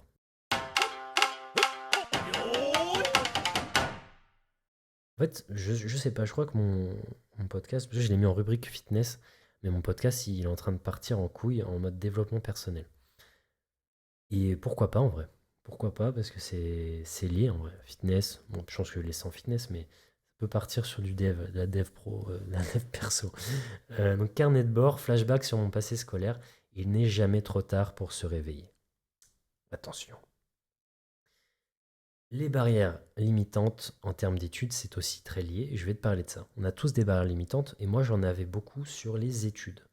Les études, les études, les études. Je t'ai un peu teasé là dans la partie, la première rubrique. Hum, je t'ai parlé des jeux vidéo. De mes 13 à 17 ans, je jouais aux jeux vidéo, mais je me butais là-dessus. Vraiment, j'ai été à la limite du décrochage scolaire. Heureusement que j'avais une mère qui s'occupait de moi. Sinon, j'aurais fini tel un cassos. Voilà, il faut le dire. J'aurais fini cassos. Merci maman. Grâce à toi, maman m'a fait passer a décidé de me faire bouger le cul. J'ai fait la conduite accompagnée à mes 16 ans. Euh, j'ai réussi à avoir mon permis à 18 ans. J'ai eu mon bac, etc. Sans ma mère, aujourd'hui, je pense que euh, je serais, ouais, je serais une merde. Je serais une merde. Je serais une merde. Voilà, merci maman. Donc aujourd'hui, j'estime avoir un parcours qui me plaît. Voilà, bah, c'est important, un parcours qui me plaît, je suis épanoui. Et surtout, j'ai eu une prise de conscience. J'ai eu une prise de conscience à mes 17 ans. À mes 17 ans, j'ai décidé que j'allais me bouger les fesses. Donc, ce qu'on dit aussi concrètement, on appelle se sortir les doigts du cul. Voilà, donc à 17 ans, je vais revenir un petit peu en arrière. Donc, la primaire, très classique. Forcément, quand tu es en primaire, bon, ma mère s'occupait relativement bien de moi. euh, sur l'éducation, voilà, bref. Donc, elle m'expliquait bien l'école, etc. J'étais un élève plutôt moyen. Voilà, t'es le genre d'élève avec 13 de moyenne. Bon, en primaire, ça casse pas des briques non plus. Bon. Mais bon, voilà. Plutôt, voilà. J'étais très bon en sport. Français, ça allait. Bref. Bref, bref, bref. J'arrive en sixième et là, ça commence à partir en couille. En fait, à partir du moment où ils ont commencé à mettre des lettres dans les maths, ma mère ne pouvait plus m'aider. Mon père ne prenait pas trop le temps. Donc, en fait, j'ai commencé à ne plus rien comprendre. Et ça ne m'intéressait pas. Je me dis, mais qu'est-ce que je vais faire avec ça? Le théorème de Pythagore, le théorème de Thalès. J'ai un exploit que je m'en souvienne des prénoms, des titres, des noms. Je ne comprenais pas. C'est pas faute d'avoir essayé. Ma mère, je t'ai dit, ma mère m'avait pris des cours privés quand même. Et mes parents ne sont pas riches, hein, parce qu'on dirait quand je dis ça, non, classe moyenne, classique, salarié. Voilà, donc mes parents, enfin ma mère a pris le taureau par les cornes et elle m'a dit, mais non, mais c'est quoi ces notes de merde? Parce que oui, en maths, franchement, c'était, je sais pas, je dois avoir 5 sur 20. C'était horrible. En anglais, pareil. Espagnol aussi. Ça ne m'intéressait pas. Voilà. J'arrivais encore ça allait bien. Tout ce qui était français, tout ce qui était géographie. Mais en fait, dès que tu partais sur SVT aussi, sciences de vie de la Terre, j'étais plutôt bon, même très bon. Mais dès que tu partais sur des chiffres, sur des mots, enfin, physique chimie, oh, quelle horreur. Je ne comprenais rien en physique chimie. En fait, ce n'était pas palpable. Ce n'était pas concret pour moi. Je ne comprenais pas ce qu'on faisait là. Il y avait des chiffres, des lettres. Je ne comprenais pas ce qu'on était en train de faire. Et c'est pour ça aussi que c'est très important, parce que je pense que ça pourrait me plaire. Là, maintenant, à l'heure où je te parle, je pense que si j'apprenais les maths et que je me mettais dedans, les mathématiques, je pourrais être bon. Si je me mettais dans la physique-chimie, je me mettais à apprendre tout ça, donc je ne sais même plus comment ça s'appelle, il y avait une table, oh, c'est pas les atomes, bref, j'ai oublié comment ça s'appelle, pour dire à quel point je suis nul là-dedans. Donc physique-chimie, maths, mathématiques. Moi, j'étais le classique, le cancre. Le cancre, mais tu vois, ce genre de cancre qui, ça va, il a 10 de moyenne. Durant tout le collège. Allez, j'ai dû monter à 12 peut-être une fois, tu vois. De la sixième à la troisième. Voilà. Bref. Euh, donc, je m'enferme un peu dans les jeux vidéo à partir de la cinquième, en fait. À partir de la cinquième, euh, je découvre vraiment les jeux. En fait, je découvre cette liberté. Parce que faut savoir que moi, quand j'étais en classe, je m'enfermais dans la, dans un monde imaginaire, dans ma tête, euh, pour, j'étais pas bruyant ni trop bavard. En fait, j'avais peur de l'autorité, donc je ne parlais pas ni rien. Moi, les profs, dû à mon éducation, tu vois, on respecte les adultes, et donc j'étais discret, je ne parlais pas, mais je ne participais pas. Et à chaque fois que ma mère allait en conseil de classe, pas en conseil de classe, en réunion parents-prof, euh, bah, ça arrivait plus d'une fois qu'on lui dise bah Yann, il n'y a rien à dire, quoi. Il parle pas. Il parle pas. Il est là, il fait acte de présence. Et la seule fois où je l'entends parler, c'est pour dire présent, tu vois. Et donc voilà, ça m'a fait. Le collège, ça m'a bien fait chier. J'ai l'impression qu'en fait, 90% des cours que j'ai faits, j'ai l'impression de ne rien apprendre. Parce que je n'écoutais pas, je n'arrivais pas à me concentrer, ça ne m'intéressait pas. Et donc, en fait, je me restais sur mes acquis de mes études de primaire, en fait. Mais j'arrivais quand même à apprendre. Bon, j'écoutais un peu en classe, je faisais le minimum mais j'avais aucun plaisir, en fait. Aucun plaisir. Je n'aimais pas ça. Je n'aimais pas ça parce que je ne comprenais pas à quoi ça allait me servir. C'est super important quand tu veux étudier quelque chose, qu'il y ait cette notion de sens, qu'il y ait un pourquoi. Cette notion de sens, de pourquoi, elle n'arrive pas qu'à l'âge adulte. Souvent, on se dit, mais qu'est-ce que je fais de ma vie machin. Mais on devrait faire ça aussi avec les enfants. Pourquoi les enfants, on leur apprend pas quelque chose de plus cool? Moi, par exemple, si on m'avait appris l'anglais avec les jeux vidéo, si on m'avait dit déjà, mais Yann, mais mets ta console en anglais, mets le jeu en anglais, mais déjà, j'aurais appris plein de jeux. Il y a plein de geeks qui parlent anglais, en fait. Tu vois, en fait, j'étais même pas confronté à cette culture, une autre culture euh, anglophone. Tu vois, il y avait rien de tout ça. Pour les maths, pareil, moi je comprenais rien parce que j'apprenais bien. Ma mère m'emmène chez cette dame qui avait une haleine de saucisson là. Le matin, le dimanche matin, il fallait que j'aille chez elle, ou même toutes les vacances là. Putain, elle faisait des expériences cheloues là dans son jardin. Il y avait du pain moisi dans un bocal, je sais pas quoi. Putain, j'en ai des cauchemars. Et, et elle m'apprenait des trucs, mais ça me faisait chier. Moi, je le faisais, mais je comprenais pas à quoi ça servait. Ouais, il fallait calculer le triangle, tout ça, tac, tac. Qui aujourd'hui se souvient encore comment faire une division? En CM2 encore, j'étais trop chaud en division. Je te faisais tout, mais je ne m'en suis jamais servi. On a les calculettes maintenant. Je sais même plus faire une division. J'ai oublié. Voilà, j'ai oublié. Je sais plus rien faire en maths. Faudrait que je réapprenne, mais à quoi ça va me servir? À quoi ça va me servir? Ouais, c'est ça le truc. Alors après, tu vois, ça aurait pu me servir si après j'avais fait Polytechnique, si après, tu vois, mais j'avais pas cette culture et cette éducation. J'avais pas cette porte ouverte. Je ne voyais pas dans mon entourage, dans mon environnement, je ne comprenais pas à quoi ça allait me servir ça. Bref, donc quand même, du coup, tu te doutes bien que je rate mon collège. Et on devait faire des trucs à un moment sur ordinateur, je sais plus comment ça s'appelait. C'était pas ST2I, je sais plus, SCI. Non, SCI, c'est de l'immobilier, machin. Ah, non, il y avait un truc à faire là sur l'ordinateur en troisième, et sinon tu passais pas le brevet. Et moi, je m'en battais les couilles, j'écoutais pas en classe, et j'ai même pas compris qu'il fallait faire ça. Et j'ai quand même fait toutes les épreuves et tout. Bon, je pensais que j'allais avoir le brevet de justesse. J'arrive le jour des résultats, je vois pas mon nom. Putain, j'ai pas eu le brevet. Je m'en foutais, tu vois. Et j'arrive chez moi. Je me souviens encore de ce jour-là. Je me mets dans le lit, le grand lit de mes parents. C'est assez lumineux dans la chambre. Je m'allonge sur le lit et je recommence à regarder Marrakech du rire. Ça doit être l'un des premiers. Avec Jamel Debbouze, ça. Je regarde ça. Il y a ma mère qui arrive. Elle me dit alors, tu l'as? Non, je l'ai pas. Elle me dit mais qu'est-ce que tu vas faire de ta vie, toi? Qu'est-ce que tu vas faire de ta vie? À ce moment-là, j'ai pas encore la prise de conscience. Je me dis mais je sais pas, je verrai. Je m'en fous. Euh, Tu vois, ça n'avait aucun. En fait, j'étais dans cette impression que peu importe, parce que des fois, en plus, je faisais des efforts quand même pour réviser. Parce que même quand ma mère enfin, elle m'allait- elle me disait d'aller chez la dame pour les maths ou chez l'autre pour l'anglais, Moi, je bossais quand même un minimum. Sur le moment, en fait. Je suis quelqu'un de sérieux, faut que, par exemple, ça va me pousser au cul. Je le faisais.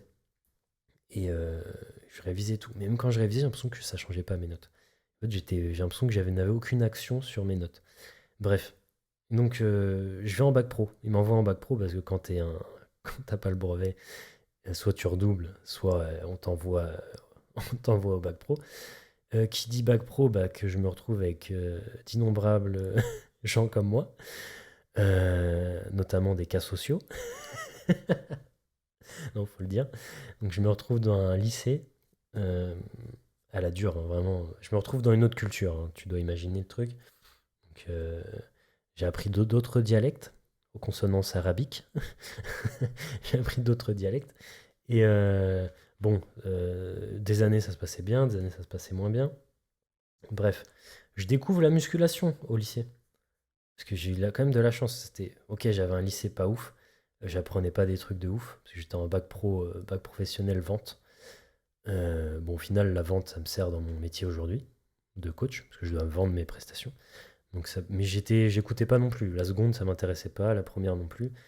Et la terminale, ouais, je faisais le minimum. Voilà. Bref, j'ai quand même mon bac.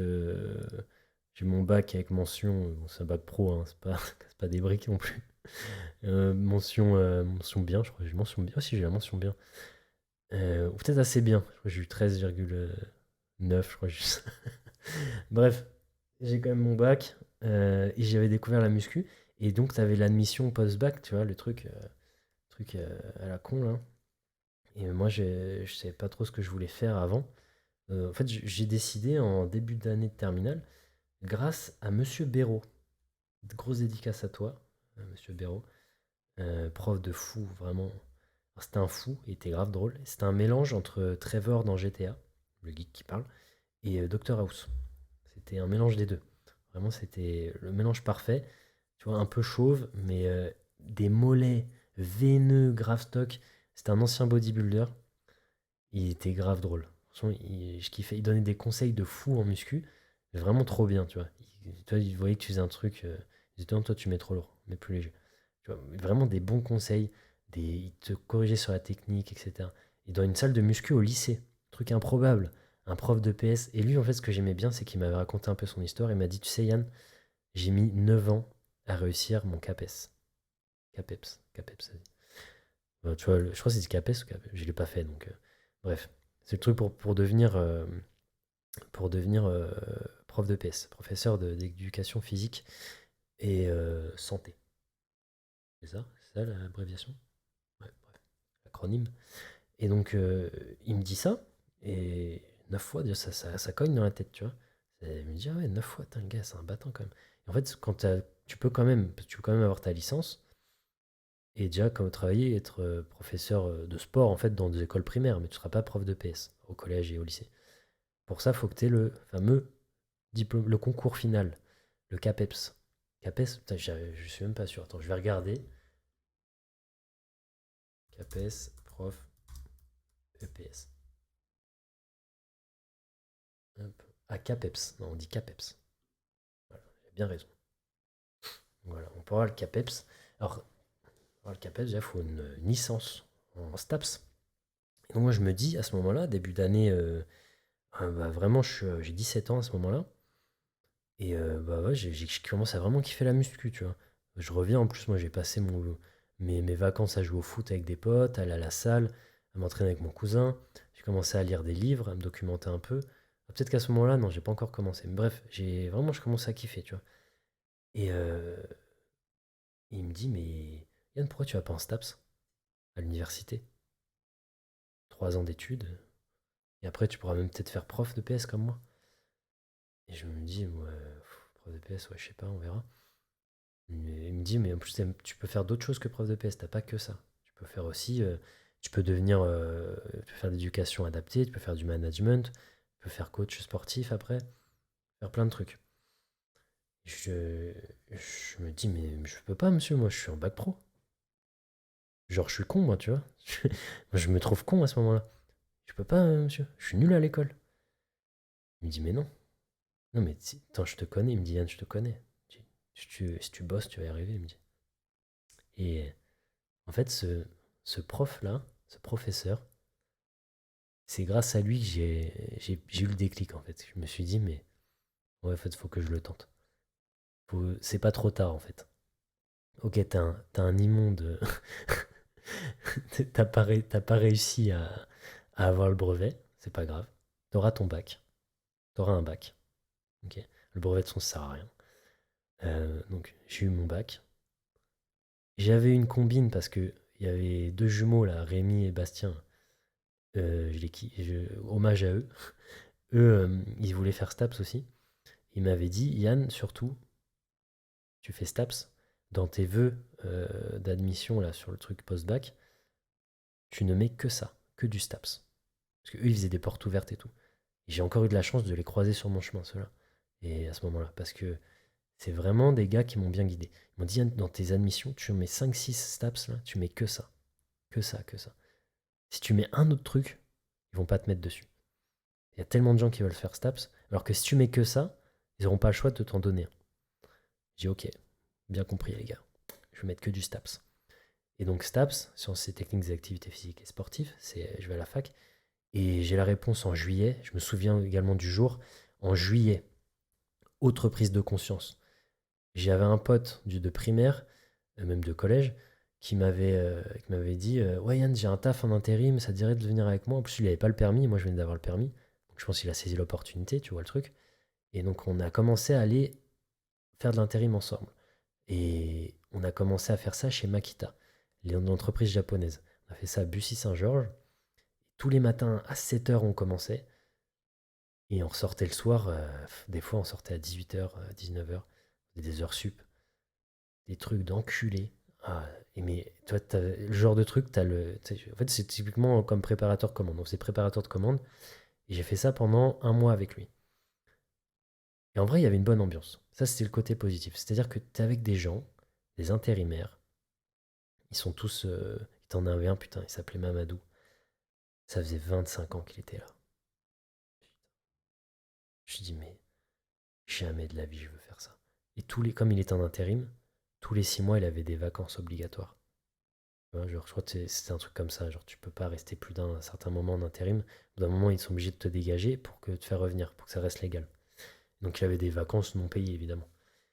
Bref. Donc, il faisait ça. Et en fait, je me suis dit, mais où est le sens de cette vie, tu vois? C'est juste un travail alimentaire toute ta vie. Il n'y a aucun plaisir à remplir des cartons, à aller chercher des commandes, être enfermé dans une usine. En plus, en juillet, t'es sous la canicule. Ça tape sur le plexiglas de l'usine, là. T'es en sueur. Et t'as un petit japonais hein, qui descend. Moi, je suis en train de préparer les commandes.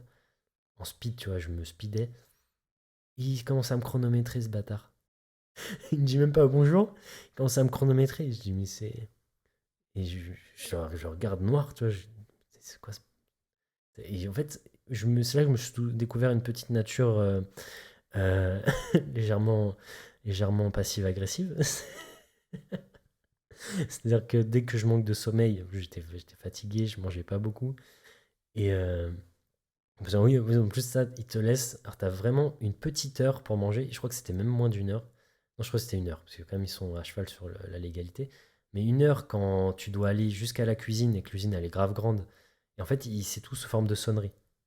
Bon, après, moi, je revenais du lycée, donc ça va, tu vois, j'étais habitué encore. J'étais encore dans ce mode très strict, où voilà, faut respecter l'autorité et tout ça. Et donc, voilà, c'était vraiment ding ding, allez, on va manger. Ding ding, allez, on va bosser. Ding ding, on a une pause de 15 minutes. Allez, voilà, gna, gna. Ding ding. Tu vois, c'était ding ding toute la journée. Ding ding, et les Japonais qui descendent, les patrons qui parlent un peu comme des merdes. Je n'ai rien à foutre. Je leur répondais parce que je savais que j'allais pas rester et que c'est de l'intérim. Mais ouais. Mais ouais, en plus, bon, en fait, je faisais mon taf, tu vois. Bref, pourquoi est-ce que je te raconte ça? Ça m'a fait une autre prise de conscience. Et un jour, je rentre du taf et ma mère me dit, t'as reçu une réponse, t'as reçu une réponse, t'as reçu une lettre, elle me dit. Et c'est Bobigny. Et je suis accepté à la fac de Bobigny. Et je me dis, oh non! C'était genre mon troisième choix, je crois. Et moi, en premier, j'avais mis Marne-la-Vallée, c'était plus près de chez moi. Et je voulais aller à Marne-la-Vallée. Et en fait, bah, au début, je dis non, vas-y, j'y vais pas, c'est bon, ça me saoule, je veux pas aller là-bas. En fait, j'étais pas encore à la pleine prise de conscience. J'étais encore dans le mode confort. Dans le mode, faut que je reste dans mon confort. Je prendrai ma voiture pour aller à Marne-la-Vallée. Voilà, parce que c'est à côté. Et puis voilà, puis je vais faire comme quand j'ai allé au travail à Bussy-Saint-Georges. Puis voilà, puis je vais faire ça. Puis je vais prendre mon petit péage. Là, tu vois, je suis pris un petit bouffon. J'étais un petit bouffon. Et je dis non, non, c'est mort, j'y vais pas. Et au final, je me décide dans un moment, parce que ma mère force encore, merci à elle. Et elle me dit non, mais tu vas pas rester sans rien faire, tu vas faire stop, tu vas aller là-bas, c'est pas grave, même si t'as 1 heure et demie de route, t'y vas. Parce que oui, c'est ça en fait, 1 heure et demie de route, tu vois, pour y aller et pour revenir. Sachant que j'ai pas de logement, tout ça, tous les jours, faut se taper ça tous les jours. Et du coup, j'y vais quand même, je m'inscris, tout ça, ouais, bon. C'est un peu stressant pour moi, parce que vraiment, je sortais de ma zone de confort. Moi, j'étais jamais sorti de mon patelin, tu vois. Mon lycée, il était pas très loin. Déjà, le jour où j'ai pris le bus. Et ouais, c'est ça. J'ai commencé à aller en voiture toute une année là-bas. Bon, bref, c'est pas le sujet. Euh, bon, peut-être que si. Bon, si, si, si, c'est le sujet, c'est le sujet. Bref, ce que je voulais dire, l'intérim. L'intérim. J'ai bien su bien. C'était une autre prise de conscience. Parce que quand j'étais accepté en STAPS après, j'ai repensé à l'intérim. J'ai dit, mais si je me foire, si je bosse pas, je vais finir comme Mamadou. Je vais finir 25 ans là-bas, comme Michel. Michel aussi, je me souviens de Michel, je me souviens de toi, Michel. Michel, lui, il galérait bien. Il avait un autre, un autre gars, putain, aucune ambition. Oh là là, mais il était grave drôle. Je me souviens plus de son prénom, c'était un Guada, et je me rigolais avec lui. Enfin, c'était le cliché, il me disait, mais je vais pas faire l'accent parce que je vais pas le tenter ça. Mais en gros, il me disait, mais j'en ai rien à foutre, moi, de travailler. Moi, je préfère regarder Titeuf chez moi, tranquillement. Bon, je fais juste ça pour le chômage et tout. Putain, je dis, mais quelle vie. Et je ne peux pas. Comment tu peux être heureux sans ambition, en fait? Tu ne vis que pour le petit plaisir que tu auras à la fin de la journée, en pensant à ta libération. Et c'est comme ça que j'ai pensé durant toute ma scolarité, en fait, du collège au lycée, même en primaire, tu vois. Mais encore en primaire, c'était différent. Parce que t'es quand même dans une éducation primaire, c'est-à-dire que c'est obligatoire, l'école primaire. C'est important, ça met les bonnes bases. Quand tu arrives au collège, ah là là là là là là, t'apprends des trucs. Ah, c'est pas. Commence à devenir des choses un peu moins fondamentales, discutables. Bref, voilà, voilà. Donc, j'arrive en STAPS, et moi, comme je suis un. Le calcul est pas bon. Calcul est pas bon, Kevin. Les calculs sont pas bons. Je commence à aller euh, en STAPS. Donc, pour rappel, c'est un minimum 1 heure de route si ça roule bien. 1 h 30, évidemment, comme moi je pars en heure de pointe, parce que j'ai la vie de monsieur tout le monde, monsieur même tout le monde. Et donc j'arrive en heure de pointe souvent, et donc je me tape des bouchons, des fois je mets 2 heures à y aller. J'arrive en retard en cours alors que ça fait 2 heures que je suis parti. Je dis mais putain mais quelle vie. Quand je leur dis en plus que j'habite à Meaux, ils ont l'impression que je viens en cheval, parce que forcément je suis de Seine-et-Marne, 77, ils savent même pas qu'il y a l'électricité là-bas. Donc en fait je me dis mais putain, au bout d'un an en fait, où finalement je me blesse durant tout ce relis, je suis fatigué parce que je vais tout le temps en voiture là-bas, je me déglingue la santé en fait petit à petit, je dors pas assez. Si tu veux travailler, tu veux faire tes devoirs, tout ça, bah tu dors moins parce que tu as du temps de route. Quand je conduis, je peux rien faire. Au bout d'un an, je me dis, mais t'es con, pourquoi t'y vas pas en bus ou en train, tu vois? Et donc la deuxième année, que j'ai redoublé, comme je me suis blessé, bon, l'avantage c'est que j'avais déjà validé plein de matières. Euh, Autre chose aussi, parce qu'avant, au début de parce que quand je grille un peu les étapes, avant de rentrer, comme je m'étais mis une pression avec l'intérim et tout, je me suis dit, mais faut absolument que je réussisse. Et moi, j'avais mis les autres filières, parce qu'il faut savoir ça, quand tu as été un cancre toute ta vie et que tu arrives en STAPS, moi, on m'avait dit, Yann, tu fais gaffe, dans ta filière Bac Pro, là, ceux qui vont en STAPS, vous êtes 0,5% à avoir un diplôme à la fin. T'imagines? 0,5% d'étudiants qui étaient, enfin 0,5% de diplômés plutôt, 0,5% de diplômés STAPS viennent de filière Bac Pro. Tu vois. Et moi, quand ils me disent ça, je me dis, bah, challenge accepté, tu vois. Vous allez voir, en 2 petits temps. Je me dis, mais vous allez voir, vous me prenez pour un débile. Ouais, Monsieur Béraud, il m'a chauffé là. Monsieur Béraud, il m'a chauffé, mon prof de PS m'a dit que je pouvais le faire. Et tu sais, en parallèle, parce que je faisais des stages aussi, là je reviens un petit peu en arrière sur ma terminale. Je faisais des stages et mes derniers stages, je les ai faits avec mon père. Ouais, j'étais un peu dans le confort. Je les ai faits avec mon père. Bon, je faisais pas vraiment avec lui parce que lui, il est mécanicien agricole et moi, je faisais de la vente. Moi, je m'occupais de la vente des tracteurs. Donc, j'étais avec le vendeur. Je me baladais un peu partout, c'était marrant. Et il y avait une secrétaire. Et elle avait un fils, du même âge que moi. Et elle me dit, tu vas faire quoi l'année prochaine? Je dis, bah, je vais faire STAPS. Je vais accepter. Elle me dit, mais tu vas jamais y arriver. Elle me dit, mon fils, il a essayé, il a pas réussi. Et puis, non, mais en plus, tu viens de bac pro. Non, mais tu vas jamais y arriver. Faut que tu fasses un BPGEPS. Non, mais oui. Non, mais ça va pas. Ça m'a encore plus motivé. Donc, les rageux, quand vous essayez de me démotiver sur un truc, sachez, ça me motive encore plus. Je suis comme ça, moi. Ça me met une déterre. Je me dis, ah ouais, tu vas voir. Moi, je suis con, moi. Qu'est-ce qu'ils ont de plus que moi, les filières S et filières ES? Je me suis dit ça. Mais au fond de moi, j'étais quand même en mode, ah ouais, putain, quand même, ils sont chauds en S. Les scientifiques, là, c'est les mecs qui étaient chauds à aller au collège. Je me souviens d'eux au collège. Les gars qui comprenaient tout. Moi, j'étais là et j'ai. Hein. C'est quoi la lettre? Hein, le cosinus de mes couilles, machin. Ouais, je comprenais que dalle. Ouais, je comprenais rien. Et je me sentais extrêmement teubé. Tu vois, faut le dire. Et donc, je me suis dit, bon, Yann, quand même, t'es passionné par la musculation en ce moment. Euh, Pendant les vacances, en fait, je me suis acheté des premiers livres de musculation et d'anatomie. Et j'ai commencé à bûcher là-dessus. Et j'ai fait ça durant toutes mes vacances d'août. J'ai fait ça. Et je suis arrivé, le premier cours en STAPS, devine ce que c'est, cours d'anatomie. Et là, je suis en panique. On est 300 dans l'amphi. Vraiment, on est beaucoup. Et il commence à parler des plans anatomiques, des axes. Et ça, je l'avais pas vu dans mes livres de musculation, parce que c'est des trucs qui servent pas trop en fait. Et moi, je vois ça, je dis, je comprends rien, je comprends pas de quoi il me parle. Je dis, mais quoi il me parle? Qu'est-ce qu'il raconte? Ah, c'était donc vrai, je suis teubé. Je me suis dit, je suis un ignare. Et je vois les autres, je regarde les autres autour de moi, je me dis, personne ne paraît perdu.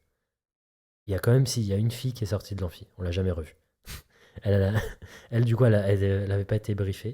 On lui avait pas dit que ça allait être des sciences. Parce qu'il y a des gens, ils vont en STAPS en croyant qu'ils vont faire que du foot et de l'athlétisme. Voilà.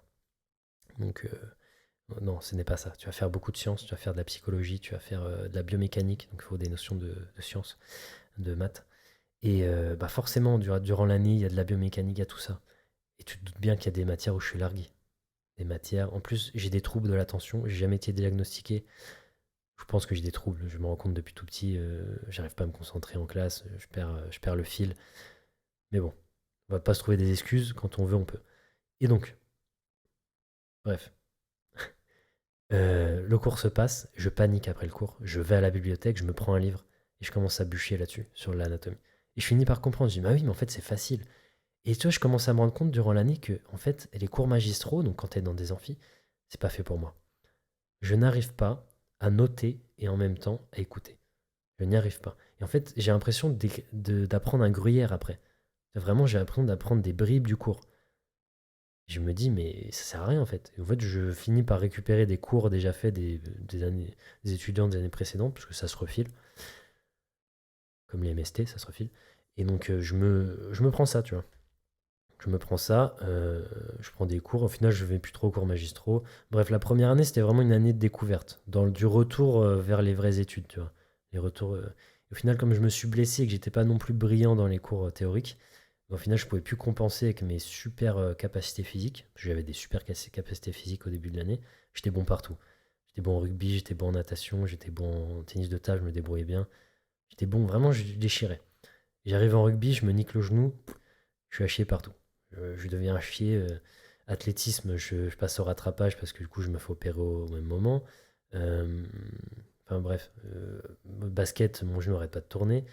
Les bâtards du rugby, ah l'enculé. Oh là, je me souviens de ça, ça me vénère. Le rugby, il me chauffait. Tu te souviens de Louis? Je t'ai dit dans l'ancien podcast. Il me disait, mais Yann, mais faut que tu ailles au rugby, tu es bon. C'est les copains. C'est les copains. Tu prends le bal, tu prends l'ovalu, c'est le plaisir de l'ovalu, tu fais les copains. Tu es bon, viens à l'option, mais c'est pas grave si tu n'es pas noté. C'est pas grave, c'est pour le plaisir. Et j'étais quand même bon à côté de ça, on faisait quand même le rugby du coup, en classe, et ça c'était noté. Donc moi je vais à l'option rugby. Je vais à l'option rugby.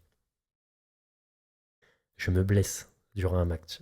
Je me fais les croisés. Durant un match qui ne servait à rien, strictement rien. Mais quelques jours après, je retourne en cours de rugby, en béquille, avec ma petite attelle de merde. Parce que c'est de la merde au final. Quand t'en prends un petit peu sur les blessures, les troubles musculo-squelettiques, t'apprends que c'est souvent de la merde les attelles. Et donc, je vais là-bas avec mon attelle. Il me dit, bah alors, qu'est-ce qui s'est passé? Putain, quand? Et ces enculés, ils m'ont mis 7 sur 20 en rugby. Aucune empathie. Parce que forcément, j'ai pas pu passer les tests finaux. Alors que si je m'étais pas blessé à ce putain de match parce que j'étais mort de fatigue, mais j'aurais eu une putain de note, tu vois. J'aurais une putain de note en rugby. Et là, je me suis dit, mais ça, tu vois, Yann. Et je me souviens de ma prise de conscience en décembre après la blessure, vers Noël. Tu vois, quand t'es dans ton lit, là, tu regardes le plafond, je me dis, putain, qu'est-ce que je vais faire? J'ai des notes de merde. J'ai des notes.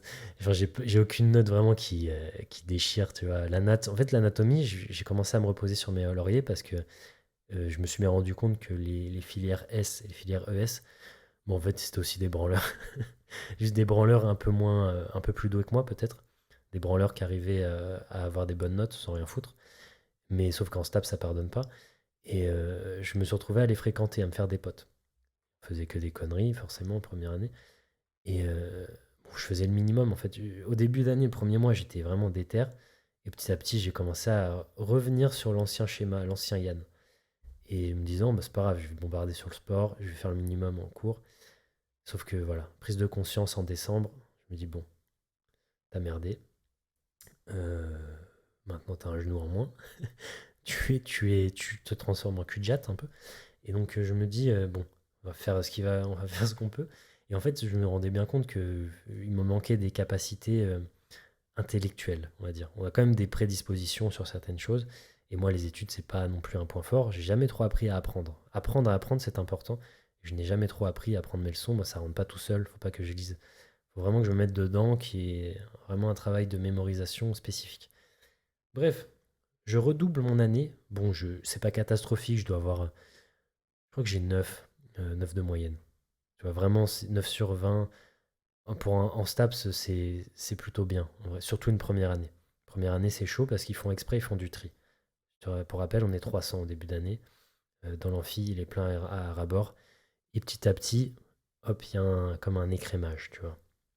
Il y a un filtre, il y a un passage au tamis. Et si tu t'accroches, donc après, moi j'ai redoublé, donc deuxième première année, bon, c'était de l'eau, hein, franchement facile. Du coup, là, je me concentrais à fond sur mes lacunes. Il y a des matières que j'avais déjà passées, que j'avais déjà validées, donc j'avais pas besoin de m'en soucier. Style l'anatomie, j'avais déjà validé. Certains sports que j'avais quand même pu valider. La natation, par exemple, trucs comme ça. Et donc, voilà. Même tous les sports, je les avais validés. Sauf peut-être le basket. Ah oui, j'ai pas passé le basket, effectivement. Bah oui, tu te rends bien compte que si ton genou il arrête pas de tourner, c'est un peu casse-couille. Et donc, bref. Bref. Donc, me retrouve redoublant. Bref, je passe en deuxième année, après la deuxième, après la première, enfin, la deuxième première. Et oui, il y a vraiment cette prise de conscience. Là, je commence vraiment à m'y intéresser. Et plus j'avance dans les années, après je passe en troisième année, ça se passe bien, plus je me spécifie sur l'entraînement sportif, parce qu'après je choisis ma spécialité, plus je deviens bon. Je deviens dans les meilleurs de la classe. Je deviens dans les meilleurs parce que là, ça m'intéresse. Là, ça devient mon truc. Et je me rends compte que c'est pas une question d'intelligence ou quoi que ce soit, c'est une question d'intérêt. Qu'est-ce qui t'intéresse? Qu'est-ce qui te fait vibrer? Qu'est-ce qui a du sens pour toi? J'ai cette conscience-là et cette prise de conscience, et je me dis, mais ouais, c'est ça en fait. Faut juste que tu te mettes dans un truc qui te plaise. Et il y a forcément des moments ça va te saouler. C'est pas, même un truc qui te plaît, des fois ça te saoule. Moi, des fois le coaching, des fois, voilà. Des trucs, des fois ça me saoule. Des fois, ça peut m'arriver, des fois j'ai pas envie d'aller coacher. Mais pourtant, j'adore ça, dans l'ensemble. Mais il y a des moments, c'est dur. C'est pas grave. C'est dans ces moments-là qu'on sait qui sont les vrais. Tu vois. Ces moments-là, faut s'accrocher. Et donc, il y a des moments en STAPS, c'était de la merde. C'était de la merde. Il y a des moments, ça servait à rien. Il y a des moments où c'était génial. Et plus j'avançais dans ma spécialisation, et plus je kiffais. Voilà. Donc, tu vois, par exemple, natation, mon dossier de natation, j'ai eu 18,5 sur 20.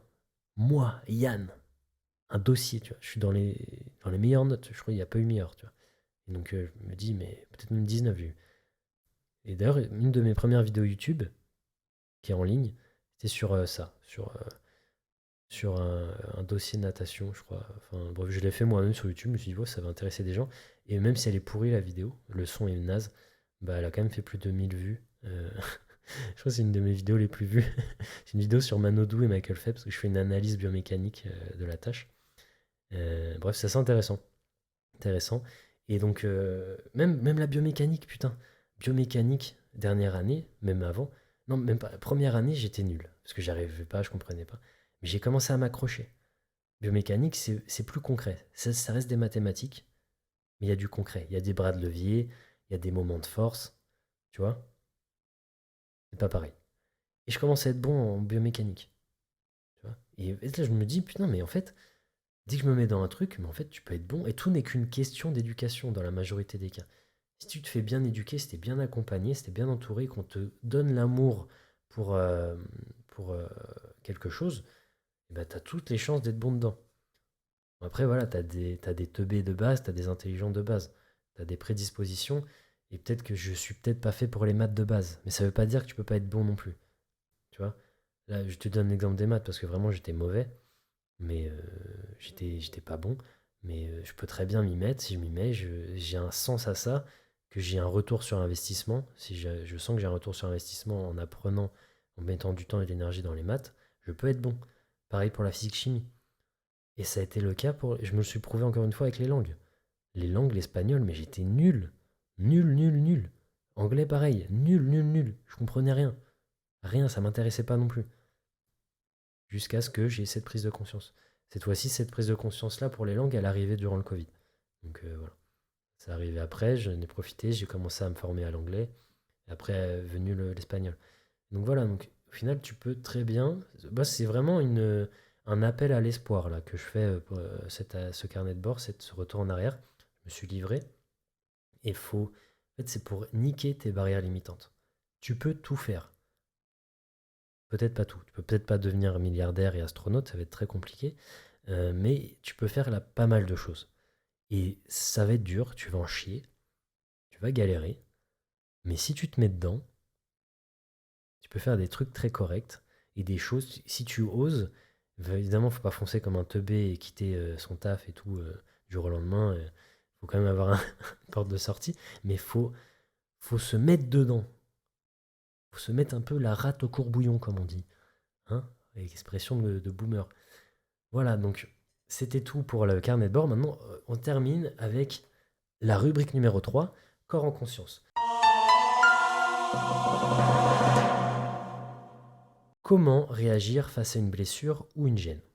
Donc, on a déjà parlé un peu la dernière fois de la fasciapathie, tout ça. Il y a peu, je me suis fait un petit torticolis des familles suite à un muscle-up. Donc, le muscle-up, j'en ai déjà parlé, c'est quand tu passes au-dessus de la barre, tu fais de la calisthénie. Voilà. Et je fais ça en explosivité. Et petit à petit, tu vois, je sens que j'avais quand même une petite faiblesse dans le cou, mais c'était léger. Et un matin, certainement, bon, ça c'est toujours quand je me mets une trop grosse déterre, je vais m'entraîner à 7 heures du matin, j'arrive au parc de street workout. Ah là, j'étais tranquille, il n'y avait personne, t'inquiète pas, il pleuvait même un peu. Et je sais pas, l'échauffement devait être trop bref, ça faisait trop peu de temps que j'étais réveillé, les fascias étaient raides, tu vois. Et je fais un muscle-up rapide, vraiment explosif, que même si je viens de me réveiller, ça n'empêche pas qu'on peut être explosif. Et je me fais une contracture au niveau du cou, les extenseurs de la nuque. Ouais, je commence à gargouiller, j'ai faim. Et donc, je me fais une contracture. Je me dis, putain, encore. Qu'est-ce que c'est que cette merde encore? Pourquoi moi? Et donc, je me retrouve, bah, avec cette contracture au cou. Et donc, je fais quand même deux, trois trucs. Voilà, je continue à m'entraîner.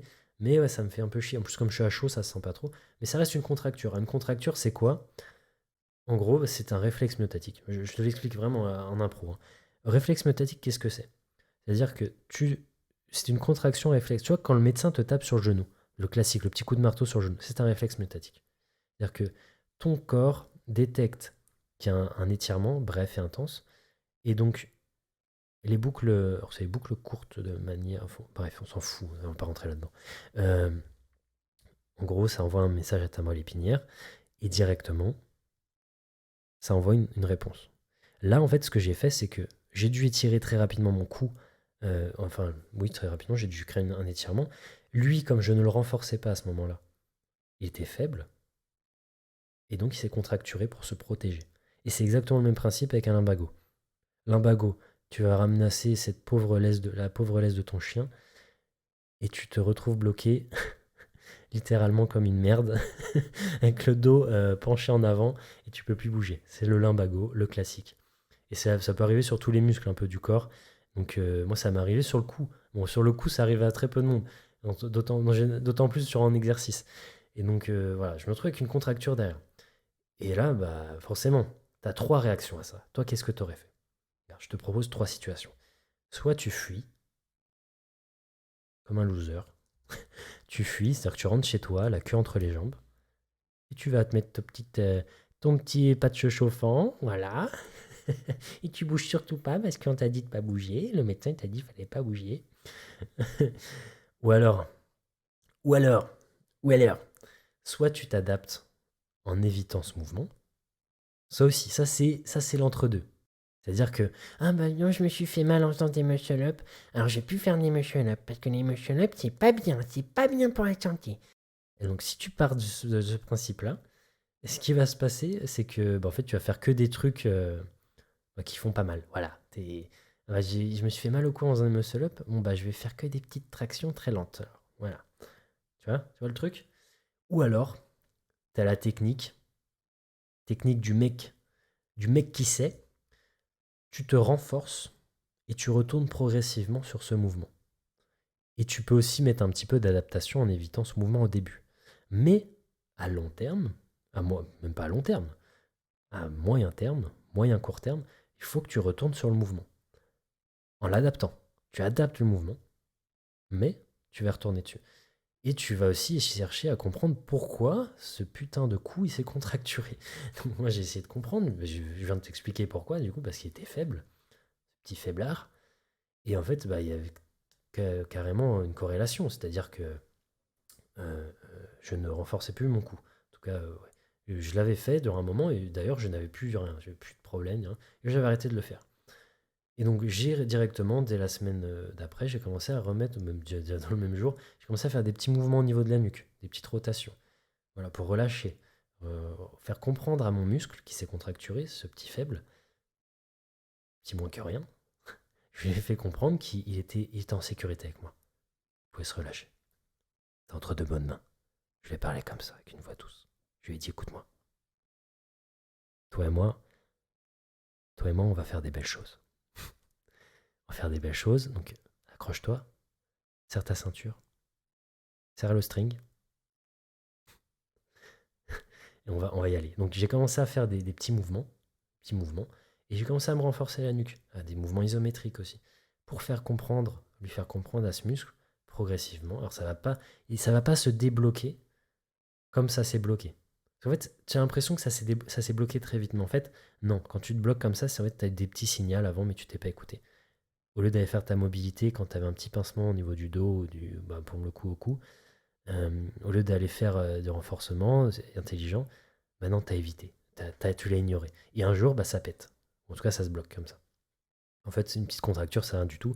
C'est juste un petit signalement qui dit hey, arrête tes conneries, essaye d'avoir un corps équilibré. Hein. Et donc voilà, j'ai commencé à me renforcer le cou et voilà, bah, j'ai plus rien là. Plus aucun problème. Là, il est fort comme jamais. Et tu verrais la renfo que je me fais sur le cou, tu pèterais un câble. Tu dirais, mais c'est un malade lui. Du renfo de combattant de MMA, mon gars.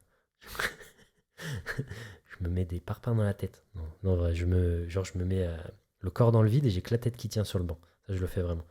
Et ça me renforce. Bah, j'ai pas commencé par ça. Hein. J'ai commencé avec mes mains en appuyant derrière. Tu vois, mais il faut commencer doucement. Commence doucement, mais il faut bouger, il faut se mettre dans le mouvement. Et voilà pour aujourd'hui. Donc 1h33, c'est très bien. C'est très bien pour aujourd'hui, pour le podcast. On va pas faire plus long. Mon défi pour toi, pour la semaine prochaine, Donc nous nous reverrons la semaine prochaine et je veux que tu me fasses ce challenge, un challenge de mettre en pratique la matrice d'Eisenhower. Eisenhower, je vais te l'épeler. Eisenhower. Voilà. Tu m'écris ça sur la matrice d'Eisenhower sur Google ou sur n'importe quel autre moteur de recherche, je m'en fous. Tu notes ça et tu le travailles. Voilà. Tu fais ça chez toi pour organiser ta vie. Voilà. Et si, par exemple, tu n'arrives pas à t'entraîner, tu vas te rendre compte d'où est-ce que tu mets ta activité physique, où est-ce que tu la mets. Bah, d'ailleurs, moi, où est-ce que j'ai fait ça cette semaine? Je t'en ai pas parlé. Bon, allez, je te raconte ça et après j'arrête. Cette semaine, j'ai fait une vraie prise de. Je me suis remis un petit peu un coup de pied au cul. C'est-à-dire que je t'avais dit la semaine dernière, je m'étais pas trop bien entraîné. Et cette semaine, c'était début de semaine, je me suis dit, non mais Yann, tu vas arrêter tes conneries. Tu vas te remettre un petit objectif, tu vas respecter ton objectif que tu as surtout sur 2025. Je me suis mis des mouvements à faire, que j'ai d'ailleurs partagé en story à la une sur Instagram. J'ai des objectifs à faire, à remplir. J'ai une semaine vraiment médiocre, hein, vraiment nul. Et alors, cette début de semaine, je me suis dit, Yann, tu vas pas faire la même chose. Tu vas commencer tes journées par t'entraîner. C'est très important. On commence par ce qui est le plus dur à faire. Alors tout le monde est différent là-dessus. Il y en a, s'entraîner, c'est pas dur. C'est-à-dire qu'ils ont leur créneau, ils savent que allez, de 18 à 20 heures, c'est la salle, je vais m'entraîner, c'est mon truc. Mais bon, moi je suis un peu entrepreneur, un peu. Ça va, il n'y a pas une journée qui se ressemble, clairement. Il n'y a pas une journée où je me dis, allez, 9h-17h, au bureau, open space, allez les gars, putain, il est où mon café? Putain, il est où mon mug? Oh, non, c'est pas comme ça.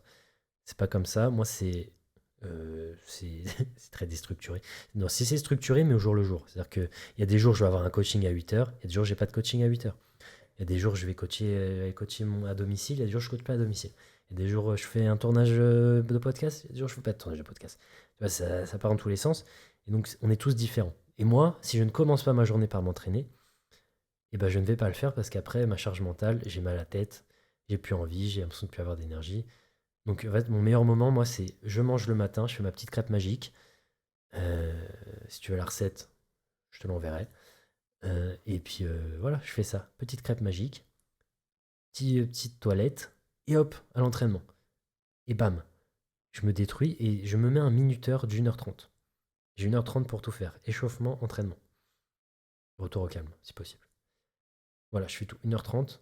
Si j'ai un petit peu de temps, je peux gratter 5 minutes. Si j'ai envie de finir, voilà, c'est un truc.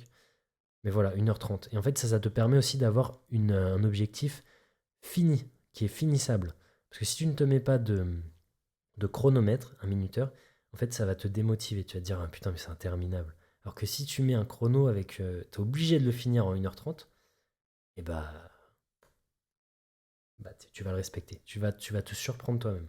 Pareil, mets-toi des deadlines, des petites deadlines, des grosses deadlines. Quand tu as un objectif, mets la deadline. Comment ça se fait que. Bah, moi, je t'ai parlé des dossiers quand j'étais en STAPS, mais j'ai fait une nuit blanche une fois. Le dossier, là où j'ai 19 sur 20, mais putain, je l'ai fini au dernier moment. Mais je me haïssais à ce moment-là. Je me dis, mais c'est quoi ce bordel? Pourquoi tu l'as pas fait avant ça? En plus, j'avais des idées de fou. Et je me haïssais. Je me disais, plus jamais. J'ai fait une nuit blanche. Je suis arrivé en cours. J'avais pas dormi. Je me dormais en cours. Bref. C'était constitutif. C'est constitutif. Même tout ça, tu vois, j'ai craché sur moi-même. Je me suis dit, à collège, j'étais nul, tout ça. 17 ans aussi. Mais c'est reste constitutif.